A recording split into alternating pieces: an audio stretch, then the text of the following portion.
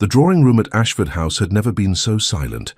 Edward Ashford, Viscount Langley, stood before the tall windows overlooking the manicured gardens of his Hertfordshire estate, his hands clasped firmly behind his back. The late afternoon light filtered through the glass in muted gold, casting long shadows across the Persian rugs and mahogany furniture that had belonged to his family for 3 generations. He was a man of 32 years, tall and impeccably dressed, his dark hair meticulously combed, his cravat tied with mathematical precision. Everything about him spoke of control, of order, of a life lived according to the strictest principles of duty and propriety. And yet, at this moment, control seemed a distant concept. Behind him, seated in the chair she always occupied during their afternoon hours together, was his wife, Lady Catherine Ashford. She had been Catherine Bellingham before their marriage 3 years prior, the eldest daughter of a baron whose estates bordered his own, a woman of quiet beauty and impeccable breeding. Their union had been arranged, as was customary, a merging of lands and titles that pleased both families immensely. Edward had entered the marriage with a sense of satisfaction, believing he had secured precisely what a man of his station required, a wife of good birth, modest demeanour, and suitable accomplishments. Catherine had never complained. She had never raised her voice. She had moved through the halls of Ashford House, like a whisper, attending to her duties with flawless efficiency. She managed the household, received guests with grace, and sat beside him at dinner parties where she spoke only when addressed, her responses always measured and appropriate. London society regarded her as the perfect viscountess, demure, elegant, nearly invisible, except as an ornament to her husband's reputation. Edward had believed himself content. He did not love her, of course. Love was not a requirement of marriage among people of their class. He respected her, in the distant way one might respect a piece of fine furniture that performed its function without fuss. He provided for her generously, ensured she wanted for nothing, and expected in return only that she continue to be exactly what she had always been, quiet, dutiful, and undemanding. This afternoon, however, something had shifted. "I have given this considerable thought," Catherine said, her voice so soft that Edward had to strain slightly to hear her, though the room was utterly still. "And I believe it would be best if we discussed the possibility of separate arrangements." Edward turned slowly, his expression carefully neutral. Catherine sat with her hands folded in her lap, her posture perfect as always. She wore a gown of pale blue muslin, her dark blonde hair arranged simply at the nape of her neck. Her face, which he realized with some surprise he had not truly looked at in months, perhaps longer, was composed but pale. Her grey eyes, usually downcast, were fixed somewhere near the fireplace, not quite meeting his gaze. "Separate arrangements," Edward repeated, his tone measured. "I confess I do not understand your meaning." Catherine's fingers tightened slightly in her lap, the only visible sign of tension. "I believe you understand perfectly well, my lord. I am suggesting that we might live apart. You could remain here, or in London as you prefer. I could retire to the Dower House, or perhaps to my mother's estate, in Kent." The words hung in the air like smoke. Edward felt something cold settle in his chest, though he could not have named what it was. Not anger, precisely, not hurt, certainly. One could only be hurt by someone whose opinion mattered, and Catherine's inner thoughts had never seemed particularly relevant to him. But there was something, a disturbance, a crack in the perfect edifice of his carefully ordered life. "That is quite impossible," he said, his voice taking on the tone he used when, addressing tenants or servants, firm, final, brooking no argument. "We are married, Catherine. Our positions in society, our families, our very names are intertwined. What you suggest is not only impractical, but would invite scandal of the most damaging sort." "I am aware of the difficulties," Catherine replied, still not looking at him, "but I believe, with discretion, it could be managed. We would not divorce, of course, merely live separately. Many couples of our acquaintance have such arrangements. Those couples," Edward said coldly, "are typically driven to such extremes by infidelity or profound incompatibility. We have neither. You have no cause for complaint. I have provided you with everything a woman in your position could possibly require." For the first time, Catherine's eyes lifted to meet his. There was something in them he had never seen before, or perhaps had never bothered to notice. Not defiance exactly, but a kind of quiet resolve that made him inexplicably uneasy. "You have provided me with everything," she agreed softly, "except a reason to remain." The words struck him with unexpected force. Edward prided himself on his rationality, his ability to approach every situation with logic and clear thinking. But in this moment he found himself at a loss. He had done everything correctly. He had married appropriately, maintained his estates, fulfilled his duties as a husband and a peer of the realm. How dare she suggest it was not enough? "You are being absurd," he said, though even to his own ears the words sounded uncertain. "What could you possibly lack? You have a beautiful home, security, position—" "I lack," Catherine interrupted gently, and the interruption itself was so unprecedented that Edward fell silent. "A husband who sees me as anything more than a particularly useful piece of furniture." The accusation hung between them. Edward felt his jaw tighten. "I have always treated you with respect." "Yes," Catherine agreed. "You have been unfailingly polite. You have never once been cruel or raised your voice, or treated me with anything but the most proper consideration." She paused, and when she spoke again, her voice was almost inaudible. "But you have also never once looked at me as though I were real." Edward turned back to the window, uncomfortable with the direction of this conversation. "I do not understand what you want from me, Catherine. I am not a man given to excessive displays of sentiment. You knew this when we married." "I knew nothing when we married," Catherine said, with more force than he had ever heard from her. "I was 20 years old. I knew only what I had been told, that I should be grateful to secure such an advantageous match, that I should consider myself fortunate to become Lady Langley, that my happiness was of secondary importance to my family's interests." "And has that not proven true?" Edward asked, still facing away from her. "Have you not benefited from this union?" There was a long silence. When Catherine finally spoke, her voice had returned to its usual quietness, but there was something beneath it now, something that made Edward's chest feel strangely tight. "I have learned," she said slowly, "that there are worse things than poverty or obscurity. I have learned that it is possible to live in a beautiful house, wear fine clothes, want for nothing material, and still feel as though one is slowly disappearing. I have learned that being treated with perfect courtesy by someone who fundamentally does not care whether you exist or not is its own particular form of cruelty." Edward's hands, still clasped behind his back, tightened until his knuckles ached. "You are overwrought." "I am perfectly calm," Catherine replied. "Perhaps for the first time in 3 years I am thinking clearly." She rose from her chair, smoothing her skirts with movements so habitual they seemed automatic. "I do not ask for your affection, Edward. I long ago accepted that you would never provide it. I ask only for my freedom, or as much freedom as is possible within the constraints of our situation. I wish to live quietly, away from this house, away from London, away from the constant reminder of my own insignificance." Edward finally turned to face her fully. She stood in the center of the room, small and composed, her hands folded before her. She looked exactly as she always had, unremarkable, proper, easily overlooked, and yet something about her seemed different.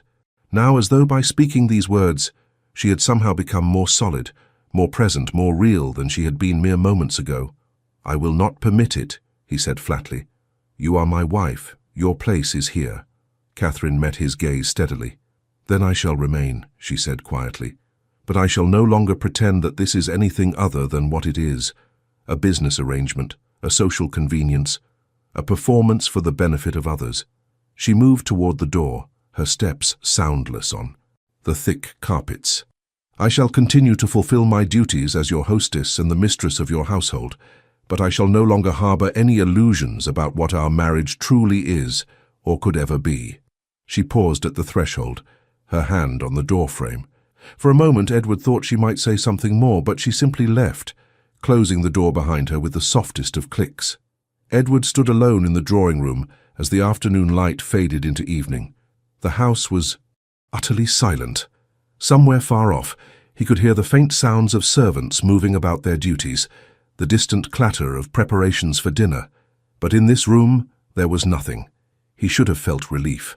The conversation was over. Catherine would remain. Life would continue as it always had. Order would be maintained.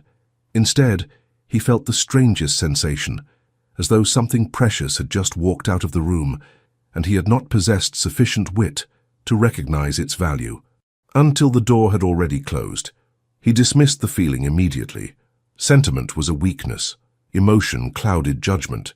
He had lived his entire life according to principles of reason and duty, and he would not deviate from that path now, simply because his wife had suffered a temporary bout of melancholy. By morning she would have forgotten this entire unfortunate conversation. Everything would return to normal.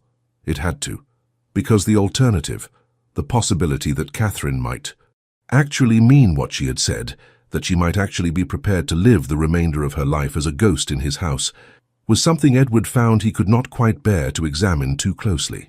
The summer Edward Ashford was 16 years old.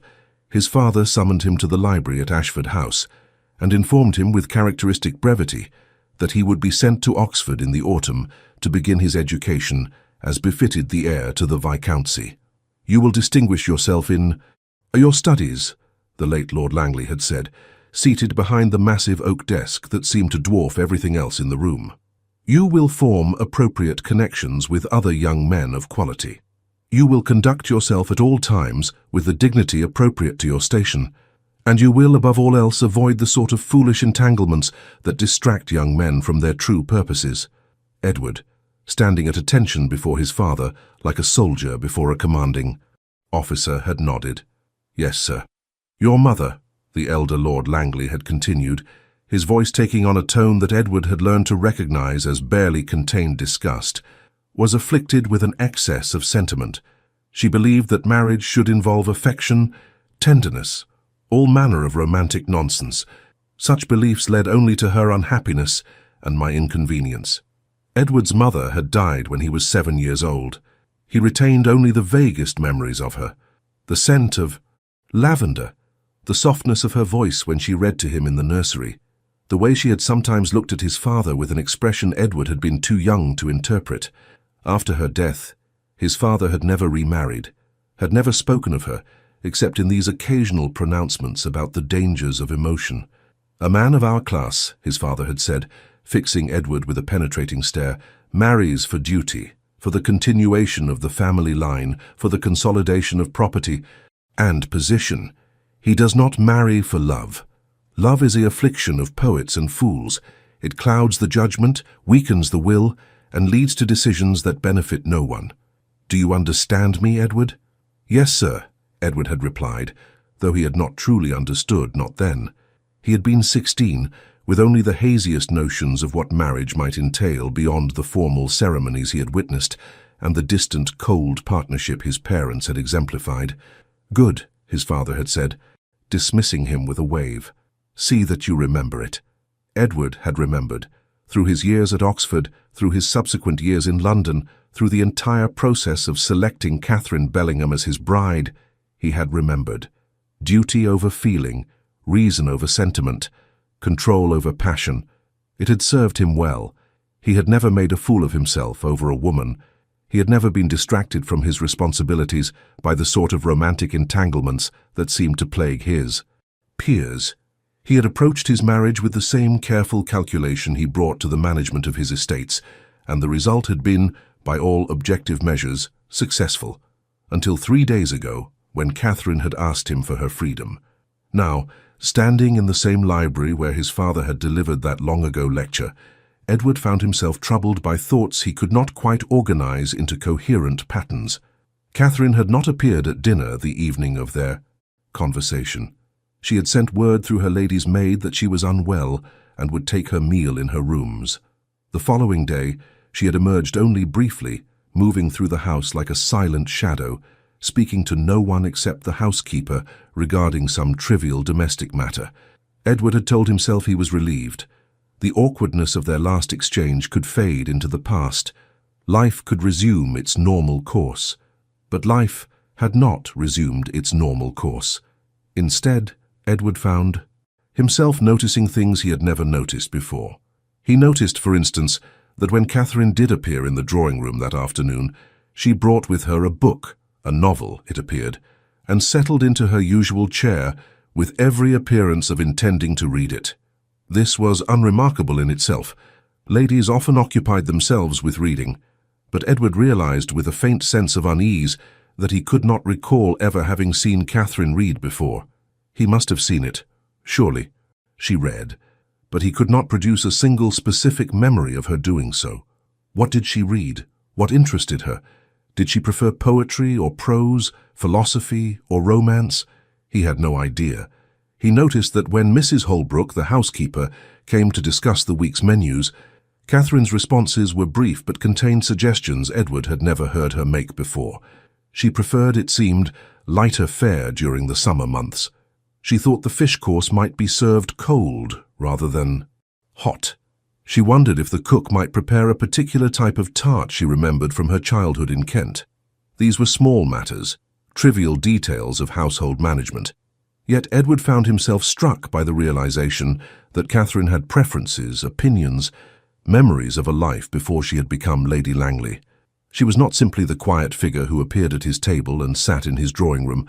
She had a history, a set of experiences and inclinations that existed entirely, independently of him. Why had he never considered this before? On the fourth day after their conversation, Edward came upon Catherine in the gardens. She was walking along the gravel path that led to the small ornamental lake at the far edge of the grounds, her parasol tilted to shade her face from the morning sun. He had been returning from a ride on the estate, inspecting some repairs to one of the tenant cottages, and had decided to walk his horse back to the stables rather than ride. He was some distance behind her, far enough that she did not appear to have noticed his presence, and so, for reasons he did not examine, Edward simply followed, watching. Catherine moved slowly, pausing occasionally to observe some flower or shrub. At one point, she knelt, careless of her pale muslin gown, to examine something in the grass. A beetle, Edward realized, as he drew close enough to see. She watched it with what appeared to be genuine interest as it made its laborious way across a stone, then carefully moved a fallen leaf from its path before rising and continuing her walk. It was such a small gesture, entirely insignificant, the sort of thing Edward would never have noticed under normal circumstances.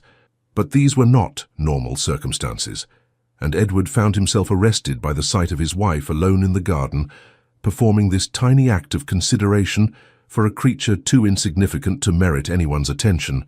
When had he last performed a single act of consideration for Catherine herself? The thought came unbidden, unwelcome. Edward pushed it aside immediately. He had performed countless acts of consideration. He had married her, given her his name, provided her with everything she could possibly need. What more could reasonably be expected? But the question lingered, troublesome and persistent. Catherine reached the lake and stood at its edge, gazing out across the still water. From Edward's vantage point, some 20 yards distant, partially concealed by an ornamental hedge, he could see her profile. She had removed her gloves and was holding them loosely in one hand. Her expression was difficult to read at this distance, but there was something about her posture, the slight slump of her shoulders, the way her head tilted forward just slightly, that suggested a weariness Edward had never associated with her before. She looked, he realized with uncomfortable clarity, profoundly alone. A memory surfaced, unexpected and vivid. Their wedding day, 3 years prior. The ceremony at the church in the village near her father's estate. Catherine in her bridal gown, standing beside him as they spoke their vows. He had been thinking about the property settlements, about the excellent connection the marriage represented, about the satisfaction of having secured his future in such an advantageous manner. He had not, he realized now, looked at Catherine's face even once during the entire ceremony. What had she been thinking, standing beside him as she pledged her life to a man who regarded her as a particularly favorable business transaction? Edward became aware that his hands were clenched around his horse's reins with sufficient force to make the animal shift restlessly. He forced himself to relax his grip, to breathe steadily, to reassert control over the unwelcome rush of something that felt uncomfortably like guilt. He had done nothing wrong. He had behaved exactly as a man of his station was expected to behave. Catherine had entered the marriage with full knowledge of its nature. If she had harbored romantic expectations, that was her own foolishness, not his failure. And yet, As he watched her standing alone by the water, Edward felt something twist in his chest. It was not love. He would not dignify it with such a name. Love was the sort of dangerous delusion his father had warned him against. But it was something. Recognition, perhaps. The uncomfortable awareness that Catherine was not merely a role to be filled, but a person who apparently spent her mornings rescuing insects and her afternoons reading books and her evenings eating alone in her rooms because the thought of sitting across from her husband at dinner had become unbearable. Catherine turned suddenly, as though sensing his presence.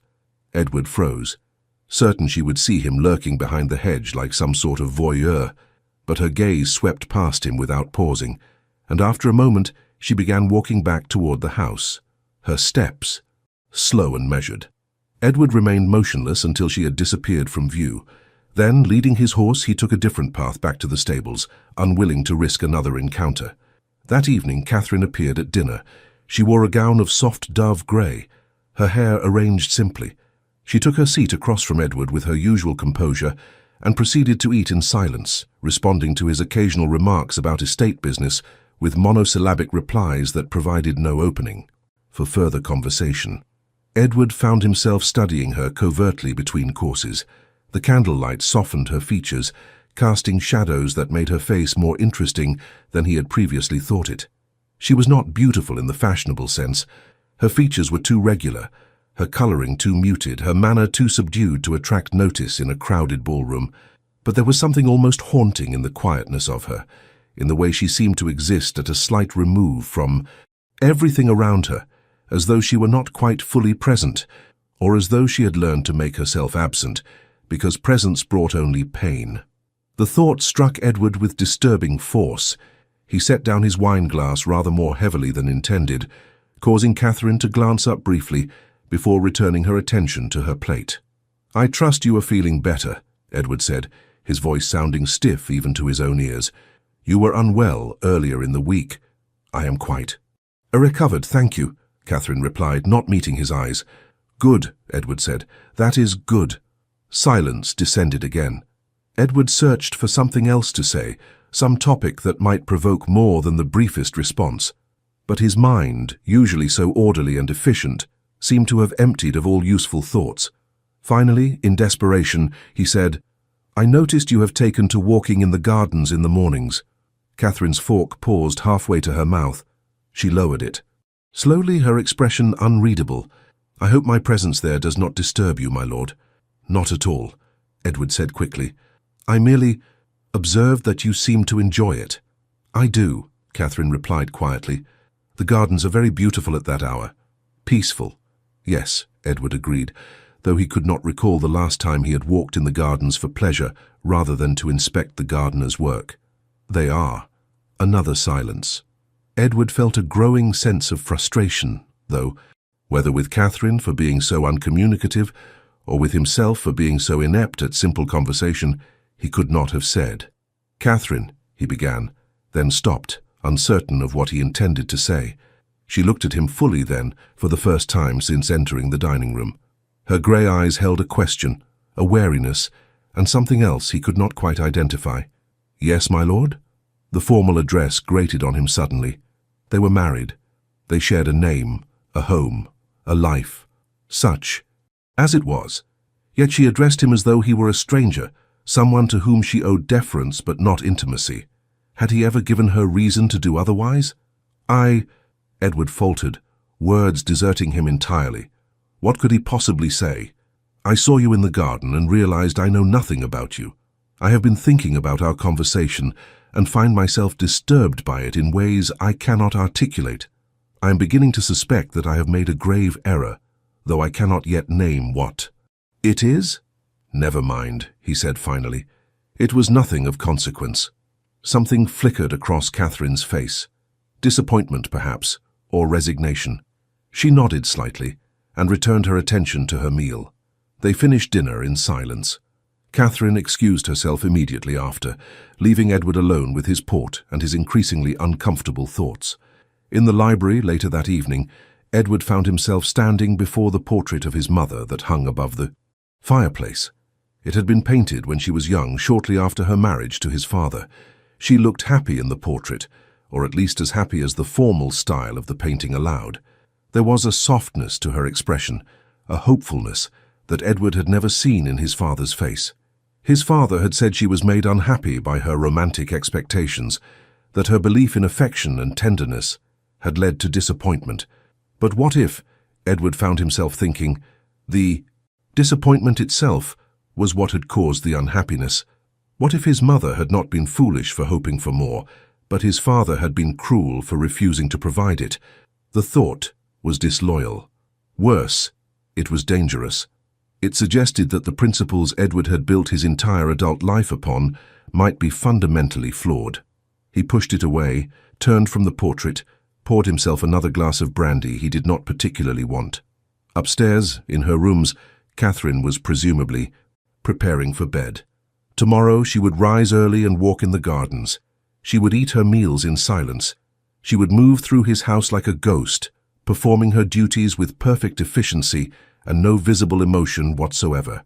And Edward, who had always prided himself on his ability to solve any problem through the application of logic and careful planning, had absolutely no idea what to do about any of it, except that he knew, with growing certainty, that he could not continue as they had been. Something had shifted. Catherine had opened a door with her quiet request for freedom, and Edward found he could not close it again, no matter how uncomfortable the view beyond it might be. The invitation arrived on a Tuesday morning, delivered by a footman in the distinctive livery of the Duke of Rothbury. Edward was in his study, reviewing the accounts from his steward, when the butler brought the heavy cream envelope on a silver tray. "From His Grace," the butler intoned, setting the tray on Edward's desk with the gravity appropriate to ducal correspondence. Edward broke the seal and scanned the contents. The Duke and Duchess of Rothbury requested the pleasure of Viscount and Lady Langley's company at a house party to be held at Rothbury Park in Surrey, commencing Friday next and continuing through the following week. There would be shooting for the gentlemen, various amusements for the ladies, a ball on the Saturday evening, and the opportunity to enjoy the society of several distinguished families of their acquaintance. It was precisely the sort of invitation Edward typically accepted without hesitation. The Duke of Rothbury was an influential man whose good opinion was worth cultivating. The guest list would undoubtedly include others whose connections might prove valuable. It was an opportunity to be seen, to reinforce his position within the complex social hierarchy of the aristocracy. Edward's first instinct was to pen an acceptance immediately. His second was to wonder whether Catherine would be willing to accompany him. They had not spoken at any length since the dinner, when he had noticed her walking in the gardens. 2 weeks had passed in a state of careful, formal distance. Catherine continued to fulfill her duties as mistress of the household. She appeared at meals when required. She received the vicar's wife when that lady called to discuss the parish charity. She did everything that was expected of her, but the quality of her presence had changed in some fundamental way. She was there but not there. She moved through each day like someone performing a role in a play they had long since grown tired of. Edward found it profoundly unsettling. He also found, to his surprise, that he missed something. Not conversation precisely, they had never truly conversed, but there had been a kind of comfortable routine to their previous existence, a predictability that had allowed Edward to believe all was well. Now he could not sustain that belief. Now he was constantly aware of Catherine's absence, even when she was physically present. Now he caught himself thinking about her at odd moments, wondering what she was doing, whether she was in the gardens again, what book she might be reading, whether she ever thought of him at all. It was remarkably inconvenient. Nevertheless, protocol demanded that he inform his wife of the invitation and allow her to prepare for their attendance. Edward left his study and went in search of Catherine, finally locating her in the morning room, where she sat at her writing desk attending to correspondence. She looked up as he entered, her expression politely attentive but carefully neutral. "My lord." "An invitation has arrived," Edward said, holding out the letter, "from the Duke of Rothbury, a house party at his estate, beginning Friday. I trust you will be able to ready yourself in time." Catherine took the letter and read it, her face giving away nothing of her thoughts. When she finished, she folded it carefully and handed it back to him. "Of course, my lord. I shall have my maid begin preparations immediately." "Excellent," Edward said, though he felt oddly dissatisfied with this exchange. "I believe the Rothburys have recently returned from an extended stay in Italy. The Duchess is said to be in excellent spirits." "How pleasant for her," Catherine murmured, already returning her attention to her correspondence. Edward lingered in the doorway, feeling uncharacteristically uncertain. "Catherine." She looked up again, a faint questioning in her expression. Edward searched for words, feeling absurdly awkward. "I trust you will find the party agreeable. The Duchess is known for her excellent taste in arranging entertainments." "I am certain it will be most agreeable," Catherine replied with perfect courtesy and not a trace of genuine feeling. Edward nodded and left, thoroughly dissatisfied, but unable to articulate precisely why. The journey to Rothbury Park took the better part of a day. Catherine sat across from Edward in the carriage, a book open in her lap, her eyes fixed on the pages in a manner that strongly suggested she was not actually reading. Edward made several attempts at conversation, all of which were met with brief, polite responses that effectively discouraged further discussion.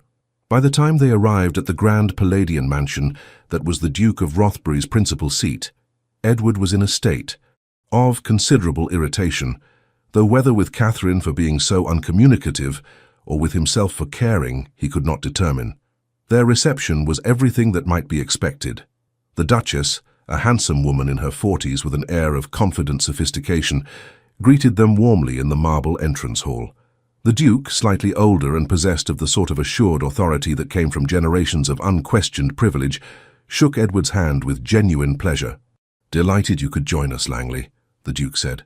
"And Lady Langley, what a pleasure. We have several other guests already arrived. You must allow me to introduce you." The drawing room was filled with perhaps 20 people, all members of the same elevated social circle. Edward recognized most of them: Lord and Lady Hartwick, Sir William and Lady Caroline Preston, the elderly Dowager Countess of Pemberton, and various others of similar rank and consequence. And standing near the windows, engaged in animated conversation with Lady Caroline Preston, there was Captain James Thornton. Edward felt something cold and sharp lodge itself beneath his ribs. Captain Thornton was the second son of the Earl of Westbrook, a man of perhaps 28 years, who had distinguished himself in military service before inheriting a comfortable independence from a maternal uncle. He was tall, fair-haired, possessed of an easy charm that made him welcome in any company. Edward had made his acquaintance in London some years ago, and had always found him pleasant enough if perhaps overly inclined toward levity. More importantly, Captain Thornton had, prior to Edward's engagement, shown considerable attention to Catherine Bellingham during her brief season in London. Edward had known this, of course. Catherine's father had mentioned it during the marriage negotiations, noting with evident satisfaction that his daughter had attracted the notice of an earl's son before securing the even more advantageous match with a viscount. Edward had given the matter no thought at the time. What did it matter if some captain had danced with Catherine at a few balls? She had married Edward. The matter was settled.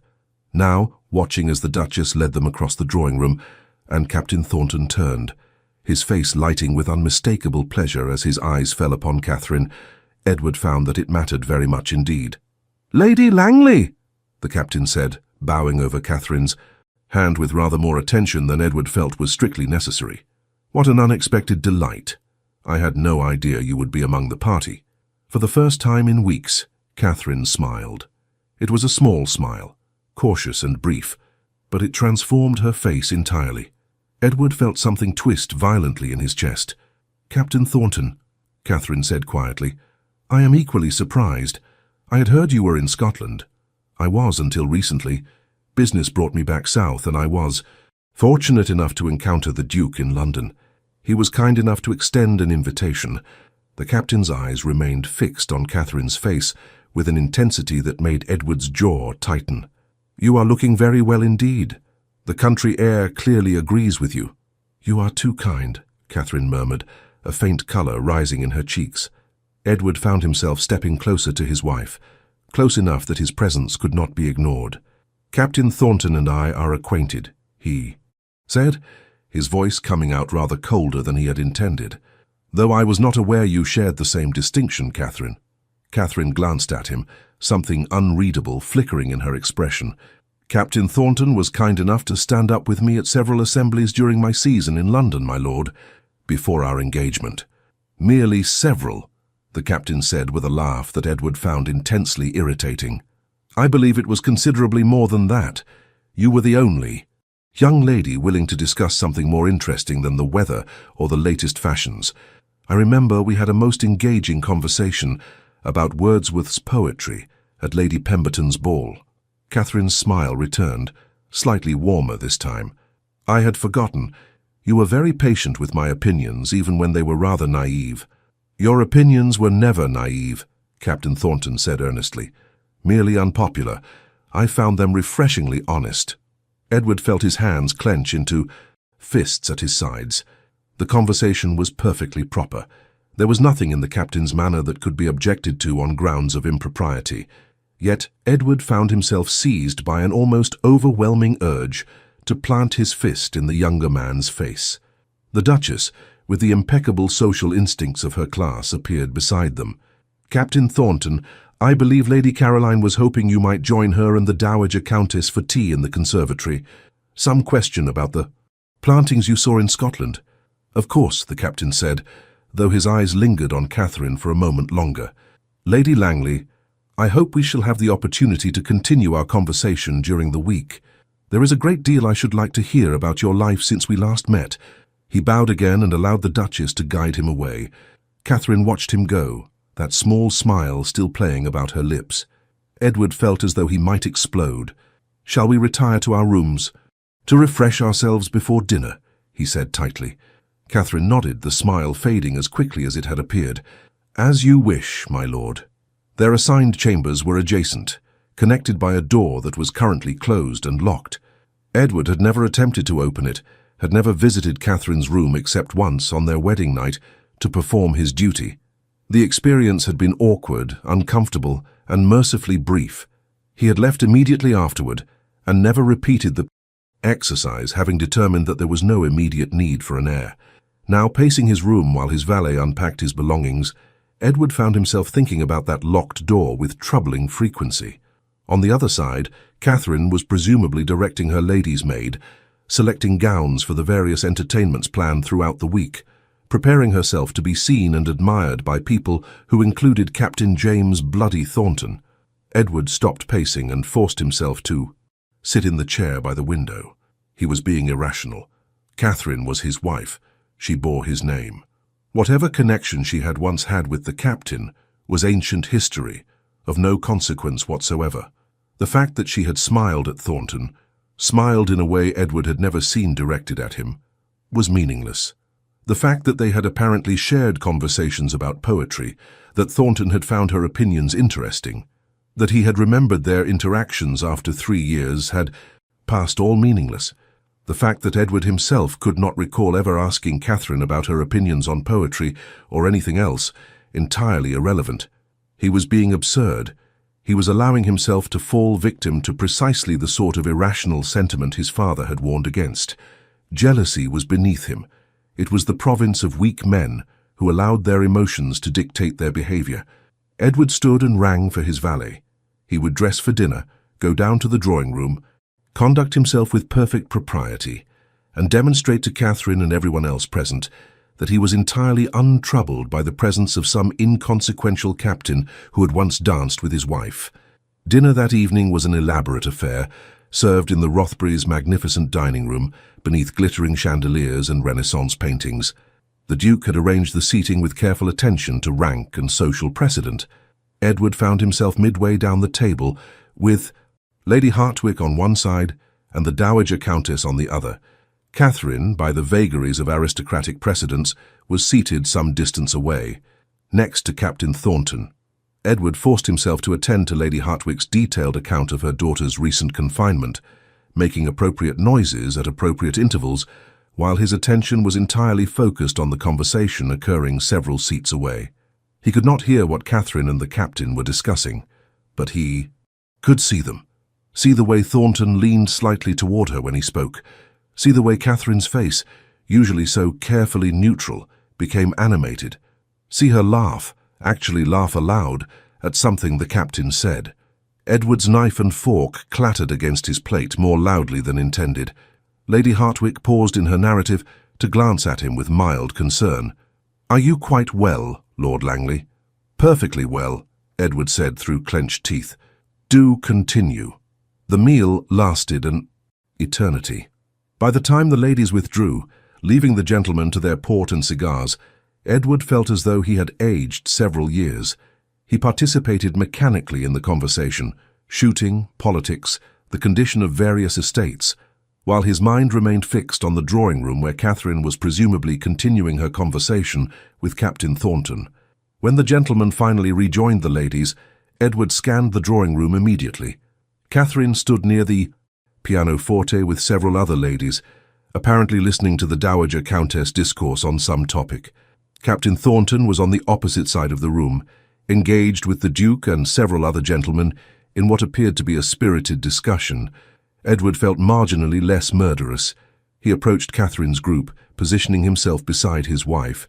She glanced up at his arrival, her expression returning to its usual careful neutrality. "Ladies," Edward said, bowing slightly. The Dowager Countess, who had known Edward since his youth, regarded him with sharp eyes. "Langley, your wife has been telling us about the improvements to your gardens at Ashford House. Most impressive." "Catherine has excellent taste in such matters," Edward said, though he had in fact left all decisions regarding the gardens entirely to the head gardener, having no idea until this moment that Catherine had taken any interest in them. "She tells us you have installed a new rose garden," Lady Hartwick added. "I should very much like to see it someday." "You would be most welcome," Catherine said quietly, "though I fear I exaggerated its merits. It is quite modest compared to what their graces have achieved here." "Nonsense," the Dowager Countess said firmly.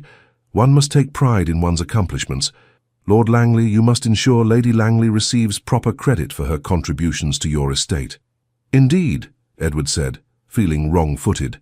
"Catherine's contributions are considerable." It was an inadequate response, and he knew it. But before he could attempt to articulate something more meaningful, the Duchess announced that there would be music. Lady Caroline Preston, it seemed, had agreed to perform. The company arranged themselves in chairs and sofas as Lady Caroline took her place at the pianoforte. Edward found himself seated beside Catherine on a small sofa, close enough that the fabric of her gown brushed against his leg. He was acutely conscious of her proximity, of the faint scent of lavender that clung to her, of the way her hands were folded in her lap, utterly still, of the careful space she maintained between them, as though determined to minimize any contact. Lady Caroline began to play. Something by Mozart, Edward thought, though he was no great judge of music. The performance was competent, pleasant, entirely unremarkable. Edward found himself studying Catherine's profile in the candlelight. She was watching the performer with polite attention, but there was a distant quality to her expression, as though her thoughts were far away. What was she thinking? Was she comparing this evening to those long-ago assemblies in London where Captain Thornton had danced with her and discussed poetry? Was she regretting her marriage, wishing she had waited for someone who might have offered her more than wealth and position? The thought was intolerable. Without quite meaning to, Edward shifted slightly closer to his wife. Catherine did not move away, but he felt her stiffen almost imperceptibly. "Did you enjoy your conversation at dinner?" he asked quietly, keeping his voice low enough not to disturb the performance. Catherine turned her head slightly, surprise evident in her expression. "It was perfectly pleasant, my lord." "The captain seems very attentive," Edward said, immediately wishing he had phrased it differently. Something flickered in Catherine's eyes. Amusement, perhaps, or irony. "Captain Thornton has always been kind. He was among the few gentlemen who treated me as though I possessed a mind during my season in London." The implicit criticism in that statement was not lost on Edward. His jaw tightened. "I was not aware you found your season in London so intellectually barren." "I found it precisely what it was meant to be," Catherine replied, her voice so soft he had to lean closer to hear her. "An extended audition for the role of wife, in which the qualities valued were beauty, accomplishments, and breeding in that order. Intelligence was at best irrelevant, at worst a liability." "That seems an unduly cynical view," Edward said stiffly. "Does it?"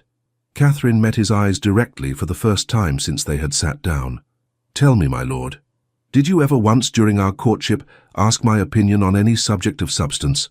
Did you inquire about my interests, my thoughts, my hopes, or did you simply determine that I met your requirements for a viscountess and proceed accordingly?" Edward opened his mouth to respond, then closed it again, because the truth was that he had done precisely what she described. He had assessed Catherine Bellingham's suitability based on her family connections, her impeccable reputation, her appropriate demeanor. He had never considered that she might have depths worth exploring, that beneath the quiet exterior there might exist a person of real complexity and feeling. He had, in fact, never considered her as anything more than a particularly well-chosen acquisition. He began, but Lady Caroline had finished her performance and polite applause filled the drawing-room.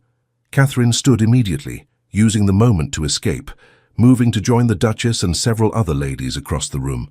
Edward remained seated, feeling as though he had received a blow to the solar plexus. The evening continued. More music was performed. Conversations ebbed and flowed. Tea was served. Throughout it all, Edward found himself hyper-aware of Catherine's location, of her movements, of every interaction she had with Captain Thornton, who seemed to find remarkably frequent opportunities to speak with her, despite the Duchess's best efforts to circulate her guests evenly. At one point, Edward observed them standing together near the windows that overlooked the darkened gardens. They were speaking quietly, both slightly apart from the rest of the company. Catherine was holding a teacup, listening as Thornton spoke. Whatever he said caused her to smile again, that small but genuine smile that transformed her entire face. Edward set down his own cup with sufficient force to crack the saucer. Lord Hartwick, standing nearby, raised an eyebrow. "Steady on, Langley. That's Sèvres porcelain." "My apologies," Edward said tightly. A momentary lapse. "Indeed," Hartwick said, following Edward's gaze to where Catherine and Thornton stood. "Handsome fellow, the captain. My wife tells me he was quite the success during his brief stint in London society. Had half the young ladies sighing over him." "How tedious for him," Edward said, his voice like ice. Hartwick chuckled. "Come now, Langley, no need for that tone. The man's perfectly harmless, just being friendly to an old acquaintance." "Yes," Edward said, "perfectly harmless."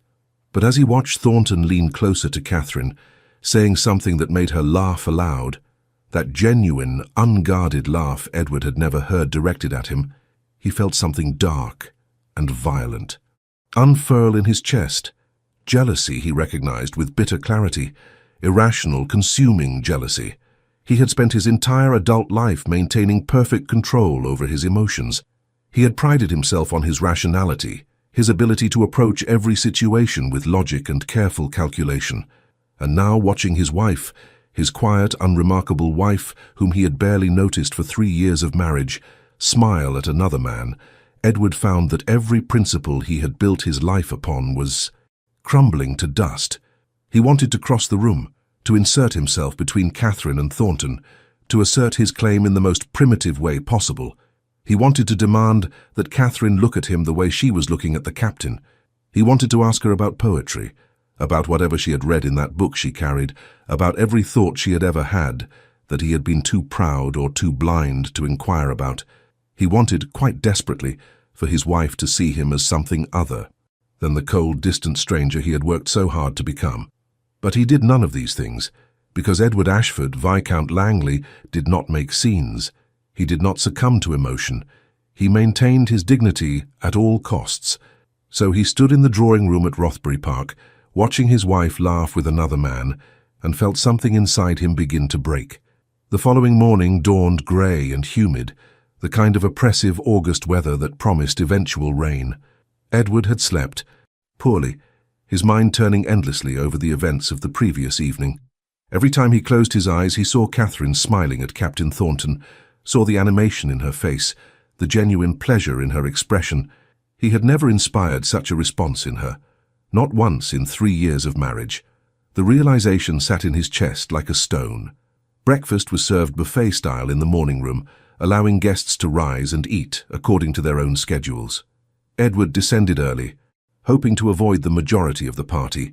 He found the room occupied by only 3 others: Sir William Preston, who was absorbed in the Times, the Dowager Countess, who nodded at him with imperial condescension, and Captain Thornton, who looked insufferably fresh and cheerful despite what must have been a late night. "Good morning, Langley," Thornton said amiably, gesturing to the sideboard laden with chafing dishes. "The kedgeree is excellent. I highly recommend it." Edward murmured something non-committal and helped himself to coffee and toast he had no appetite for. He took a seat as far from Thornton as the relatively small table allowed and attempted to give his attention to his breakfast. "I understand there's to be shooting today," Thornton continued, apparently determined to be friendly. "Rothbury tells me the estate has quite remarkable game birds. Will you be joining the party?" "I had intended to," Edward said shortly. "Splendid. I must confess, I'm rather looking forward to. It's been too long since I've had the opportunity for decent shooting."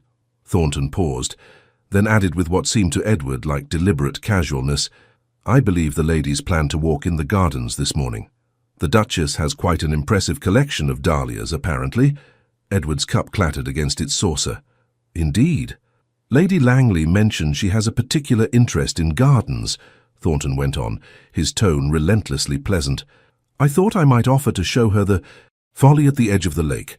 There's supposedly a rather fine view from there." Something snapped in Edward's carefully maintained composure. He set down his cup with deliberate precision and fixed Thornton with a cold stare. "That will not be necessary, Captain.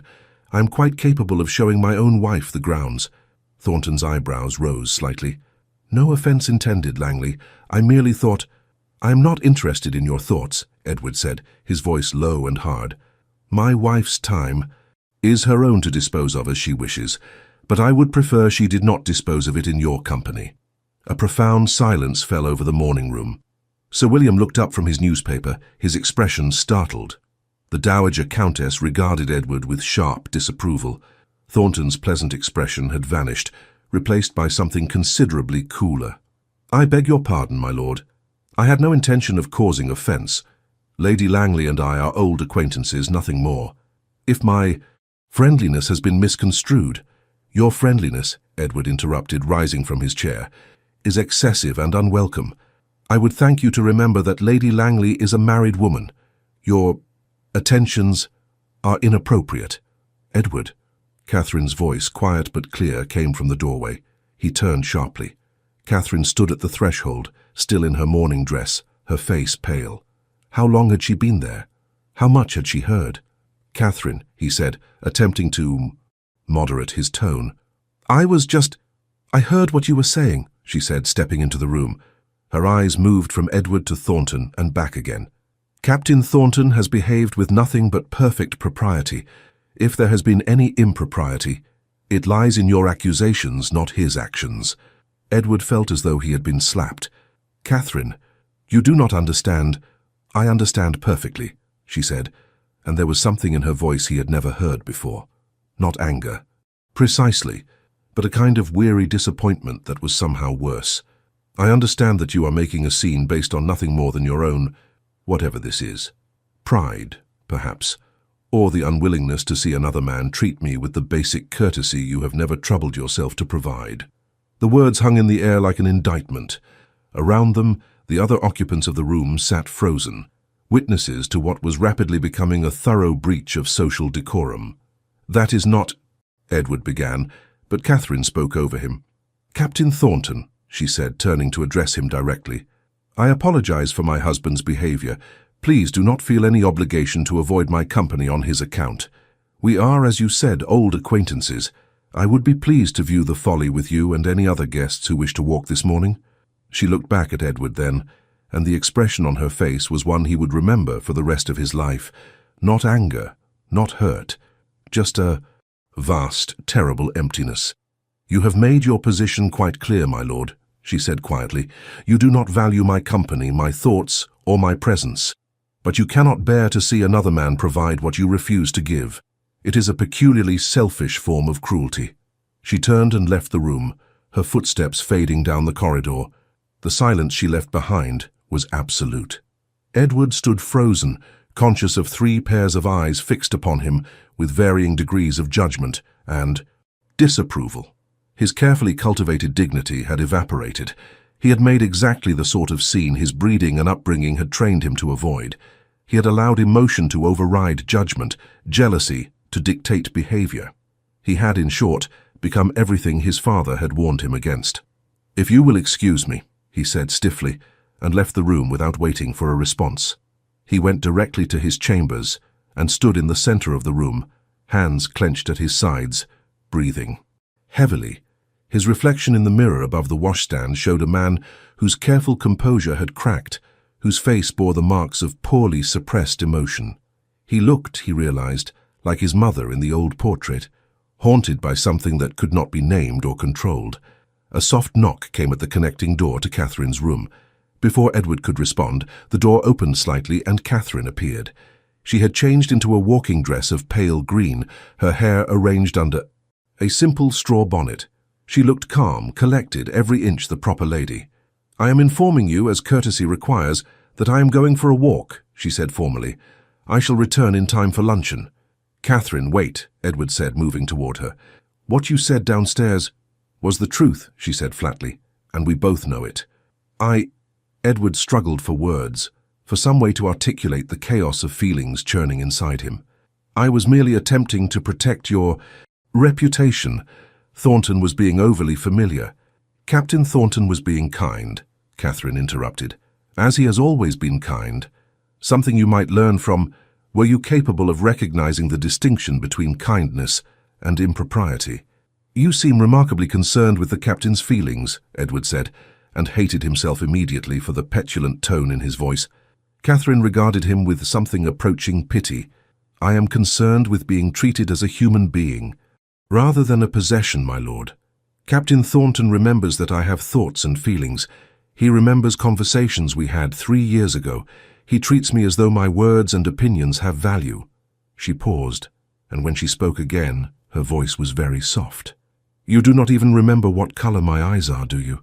Edward opened his mouth to respond, then closed it again, because he realized, with sickening clarity, that he was not entirely certain. Grey, he thought. But was he? Remembering or guessing? Catherine saw the answer in his face. She smiled, but it was the saddest expression Edward had ever witnessed. "Grey," she said quietly, "like rain clouds. My mother always said they were unfortunate, too pale, too unremarkable. I used to wish they were blue or green or any color that might make someone notice them." "Notice me?" She turned toward the door. "But you never have you? In 3 years of marriage, you have never once truly looked at me." "That is not true," Edward said desperately. Catherine, please, do not go." She paused in the doorway but did not turn back. "You have no right to ask that of me. You have no right to demand my presence when you have never wanted it, to command my attention when you have never valued it. I have spent 3 years making myself invisible because you preferred it that way. Do not now ask me to be visible simply because another man has reminded you that I exist." "It is not that," Edward said, though he feared it was exactly that. I am your husband." "Yes," Catherine agreed. "You are my husband. You provide for me. You have given me your name and your house and your protection, but you have never given me yourself. You have never allowed me to know you, never sought to know me. We live in the same house, sleep in rooms that share a wall, and are more strangers than the people we pass in the street." She looked at him then, fully and directly, and Edward felt the full weight of those grey eyes he had never bothered to truly see. "I asked you for my freedom," she said. "You refused, so I accepted that I would remain here, in this marriage, for the remainder of my life. But I will not pretend it is anything other than what it is, a business arrangement, a social convenience.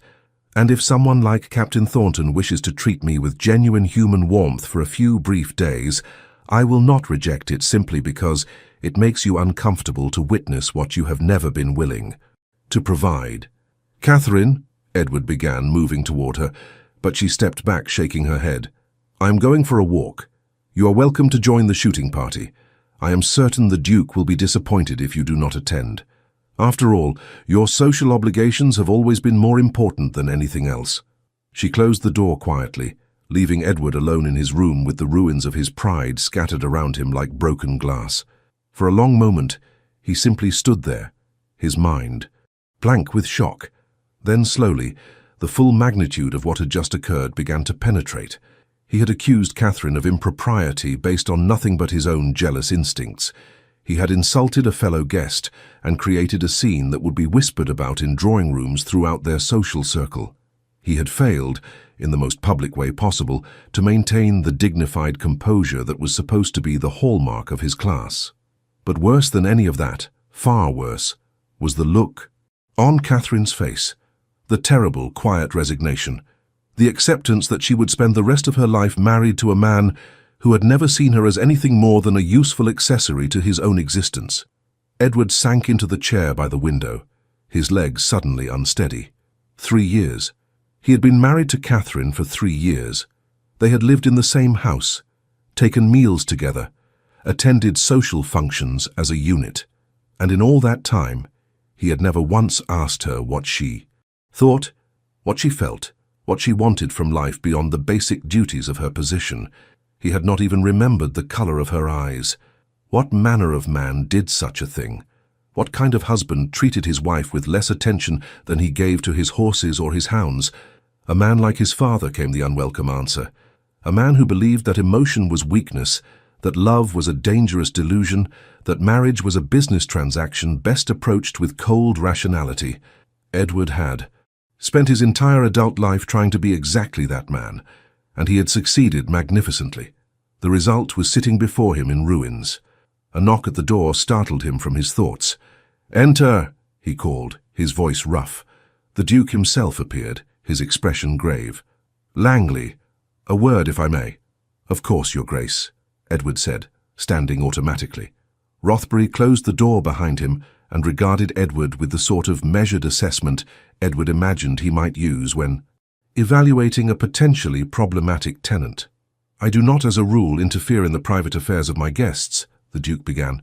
"However, when those affairs spill over into public spaces in a manner that disturbs the peace of my house party, I feel compelled to intervene."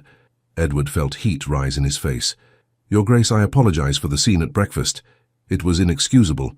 "It was unfortunate," Rothbury agreed diplomatically. "Captain Thornton is a good fellow and a friend.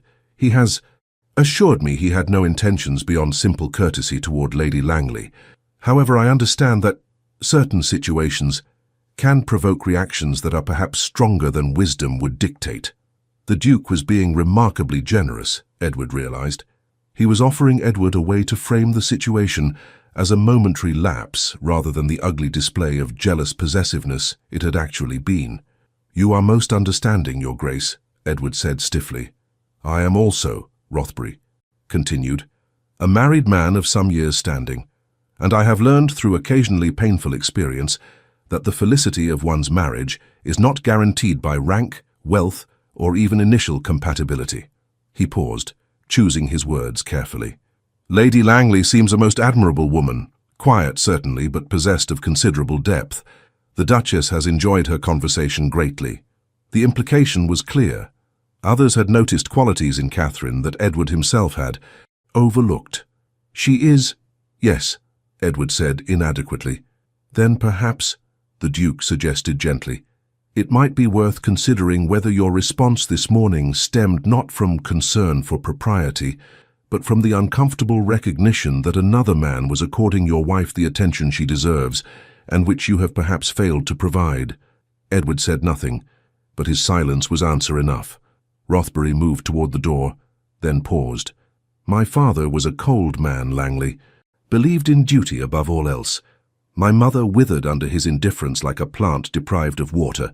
I determined when I married that I would not repeat his mistakes."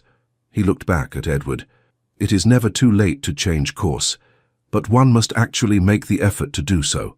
He left, closing the door softly behind him. Edward remained standing in the center of the room, the Duke's words echoing in his mind. A plant deprived of water. Was that what he had done to Catherine? Starved her of the basic sustenance of human connection, and wondered why she seemed to be withering away. The answer was so obvious it was almost laughable. He had married her, brought her to his house, and proceeded to treat her with the same distant courtesy he might show a competent housekeeper.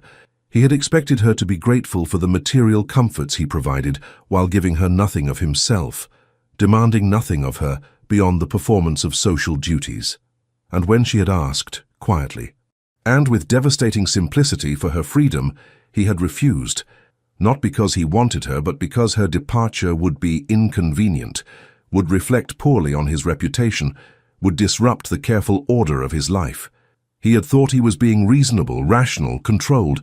He had actually been profoundly, unforgivably cruel. The realization hit Edward with the force of a physical blow. He sank back into the chair, his head in his hands. Everything Catherine had said was true. He had made her invisible because he preferred it that way. He had never once attempted to know her, to see her, to treat her as anything more than a necessary but unremarkable component of his household. And now, when Captain Thornton had demonstrated what should have been obvious from the beginning, that Catherine was a person of real interest, someone worth knowing and speaking with, and treating as a human being rather than an ornament, Edward had responded not with shame at his own failures, but with rage that another man was providing what he himself had never thought to offer. It was contemptible. He was contemptible. The morning passed in a fog of self-recrimination. Edward did not join the shooting party. He could not face Rothbury or Thornton or any of the other guests who had witnessed his loss of control. Instead, he remained in his room, pacing restlessly, trying to determine what, if anything, could be done to repair the damage he had inflicted. Catherine returned from her walk at luncheon as she had promised. Edward watched from his window as she crossed the lawn toward the house, accompanied by several other ladies and, yes, Captain Thornton. They were laughing about something, the whole group animated and cheerful. Catherine's face was alight with genuine pleasure. Edward felt something twist in his chest that might have been envy or regret, or some combination of both. He did not go down to luncheon. He sent word through his valet that he was unwell, a coward's excuse but the best he could manage. The thought of sitting across from Catherine, of seeing the careful blankness she would adopt in his presence, of watching her transform from the animated woman in the garden to the quiet ghost she became around him, it was more than he could bear. The afternoon stretched endlessly. Edward tried to read, to attend to correspondence, to think about anything other than the wreckage of his marriage. He failed entirely. Evening came. He would have to go. Down to dinner. To avoid it would be to create an even greater scandal than he already had. He dressed with mechanical precision, tying his cravat with hands that trembled slightly, and descended to the drawing room, where the guests were assembling before dinner. Catherine was already there, wearing a gown of deep blue silk that Edward could not recall having seen before. She was speaking with the Duchess, her manner perfectly composed. When Edward entered, she glanced at him briefly, offered the slightest of nods as acknowledgement of his presence, and returned her attention to her conversation. She was treating him with impeccable courtesy and absolute indifference. It was, Edward realized, exactly how he had treated her for 3 years. The parallel was not lost on him. Dinner was an exercise in endurance. Edward was seated between Lady Hartwick and an elderly baroness, who spoke at length about her various ailments. He responded mechanically, his attention fixed on Catherine, who was once again seated near Captain Thornton. But something had changed. Catherine was not smiling at the captain as she had the previous evening. She was perfectly polite, but there was a distance in her manner that had not been there before. Thornton, for his part, seemed subdued, his usual easy charm somewhat dimmed. Edward should have felt satisfaction. Instead, he felt only a deeper sense of shame. He had not protected Catherine's reputation this morning. He had not defended her honor. He had simply revealed himself to be the small, jealous, controlling man he apparently was, beneath his veneer of aristocratic dignity. After dinner, when the gentlemen rejoined the ladies, Edward sought out Captain Thornton. The younger man regarded him with wary courtesy. "Captain," Edward said quietly, keeping his voice low enough not to be overheard, "I owe you an apology for my behavior this morning. It was ungentlemanly and unjustified. You have conducted yourself with perfect propriety. The fault lies entirely with me." Thornton studied him for a moment, then nodded slowly. "Apology accepted, Langley. Though I confess, it is not my forgiveness you should be seeking." "I am aware," Edward said heavily. "She is a remarkable woman," Thornton said, glancing across the room to where Catherine sat with several other ladies. "I realized that 3 years ago. It is unfortunate that you did not." "Yes," Edward agreed, the word like ashes in his mouth. "It is." Thornton regarded him with something that might have been sympathy. For what it is worth, I believe she cares for you more than you know, or perhaps cared, past tense. Whether there is anything left to salvage, only you can determine. He moved away, leaving Edward standing alone with that small, devastating observation. Whether there is anything left to salvage. Was there? Had he destroyed whatever small, fragile possibility of genuine marriage might have existed? Had he, through 3 years of systematic neglect and one morning of jealous possession, killed whatever capacity Catherine might have had to see him as anything other than the cold, indifferent stranger he had worked so hard to be? Edward did not know.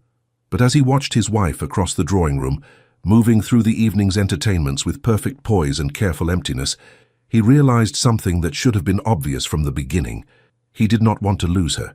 Not because her loss would be socially inconvenient, or because it would damage his reputation, or because he needed her to fulfill her duties as his viscountess, but because Catherine, quiet, overlooked Catherine, whom he had dismissed as unremarkable and easily satisfied, was in fact the most extraordinary person he had ever failed to notice, and he had no idea how to tell her so, or whether, after everything he had done and failed to do, she would care, even if he found the words.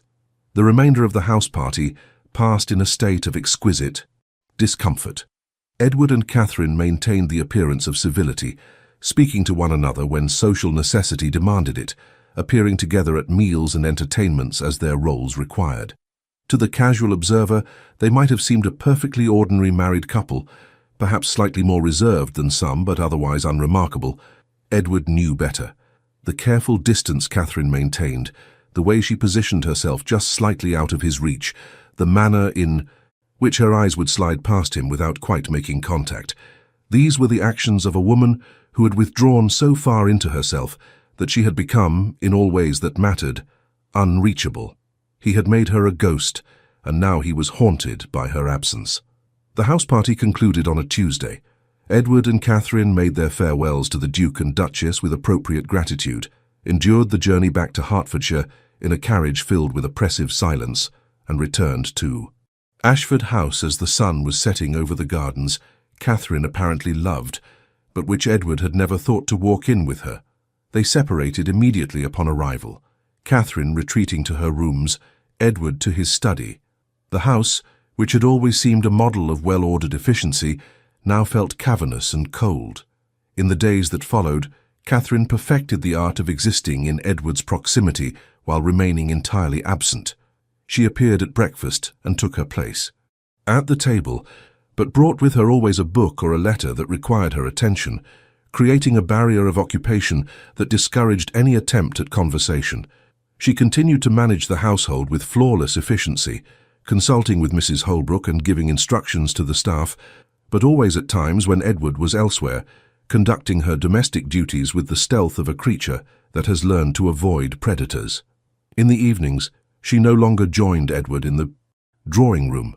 Instead, she would send word through her maid that she was fatigued, or had a headache, or had correspondence that required immediate attention. Edward never challenged these excuses. What right had he to demand her company after he had made it abundantly clear for 3 years that he did not value it? He found himself wandering the house at odd hours, pausing outside rooms where he heard Catherine's voice consulting with servants, standing in corridors where the faint scent of lavender suggested she had recently passed. He had become, he realized with bitter irony, a phantom in his own house, haunting the periphery of his wife's existence, just as she had once haunted the periphery of his. A week after their return from Rothbury Park, Edward received a letter from his solicitor in London, requesting his presence to discuss some matter regarding one of his smaller properties. The trip would require at least 3 days, perhaps longer, depending on how quickly the business could be concluded. He informed Catherine of his departure over breakfast, one of the rare occasions when she could not avoid his presence without creating obvious awkwardness. "I must go to London," he said, attempting to sound matter-of-fact.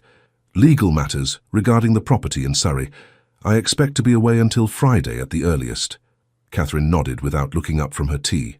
"I hope your business goes well, my lord." "Will you—" Edward hesitated, uncertain what he was even asking. "That is, I trust you will be comfortable here in my absence." A bitter smile touched Catherine's lips, there and gone in an instant. "I have been comfortable in your absence for 3 years, my lord. I suspect I shall manage a few more days." The words struck with the precision of a blade. Edward set down his fork. Appetite entirely vanished. "Catherine, I know I have failed you. I know that my behavior at Rothbury Park was inexcusable, but He struggled for words, for some way to articulate feelings he had spent his entire life learning to suppress. "I wish, that is, I would like, if you would permit me." "Yes, my lord?" Catherine prompted, her tone perfectly polite and utterly devoid of warmth. Edward looked at her, truly looked at her, and saw only the careful mask she had constructed. He had no idea what lay beneath it anymore. Perhaps nothing. Perhaps he had succeeded in killing whatever had once existed there. "Nothing," he said finally. "It was nothing. It's of consequence." Catherine returned her attention to her tea, and Edward understood that he had missed whatever small opening might have existed. He departed for London that afternoon. The city in late August was stifling, thick with heat, and the smell of too many people pressed too close together. Edward's townhouse in Mayfair was stuffy from having been closed up for the summer, the furniture shrouded in dust covers, the rooms echoing with emptiness. His business with the solicitor was concluded with depressing efficiency in a single afternoon. There was no reason to remain in London. He could have returned to Hertfordshire immediately. Instead, he stayed. He told himself it was practical. There were other matters he could attend to, correspondence to answer, investments to review. But the truth, which he could not quite avoid acknowledging, was that he remained in London because returning to Ashford House meant confronting the reality of what his marriage had become, and he was not yet ready to face it. On his second evening in London, Edward found himself at his club nursing a brandy in the reading room and making no pretense of actually reading the newspaper spread before him. The room was sparsely populated. Most of society had fled to their country estates for the summer, but a few other gentlemen were scattered about in various states of repose. "Langley, didn't expect to find you in town this time of year."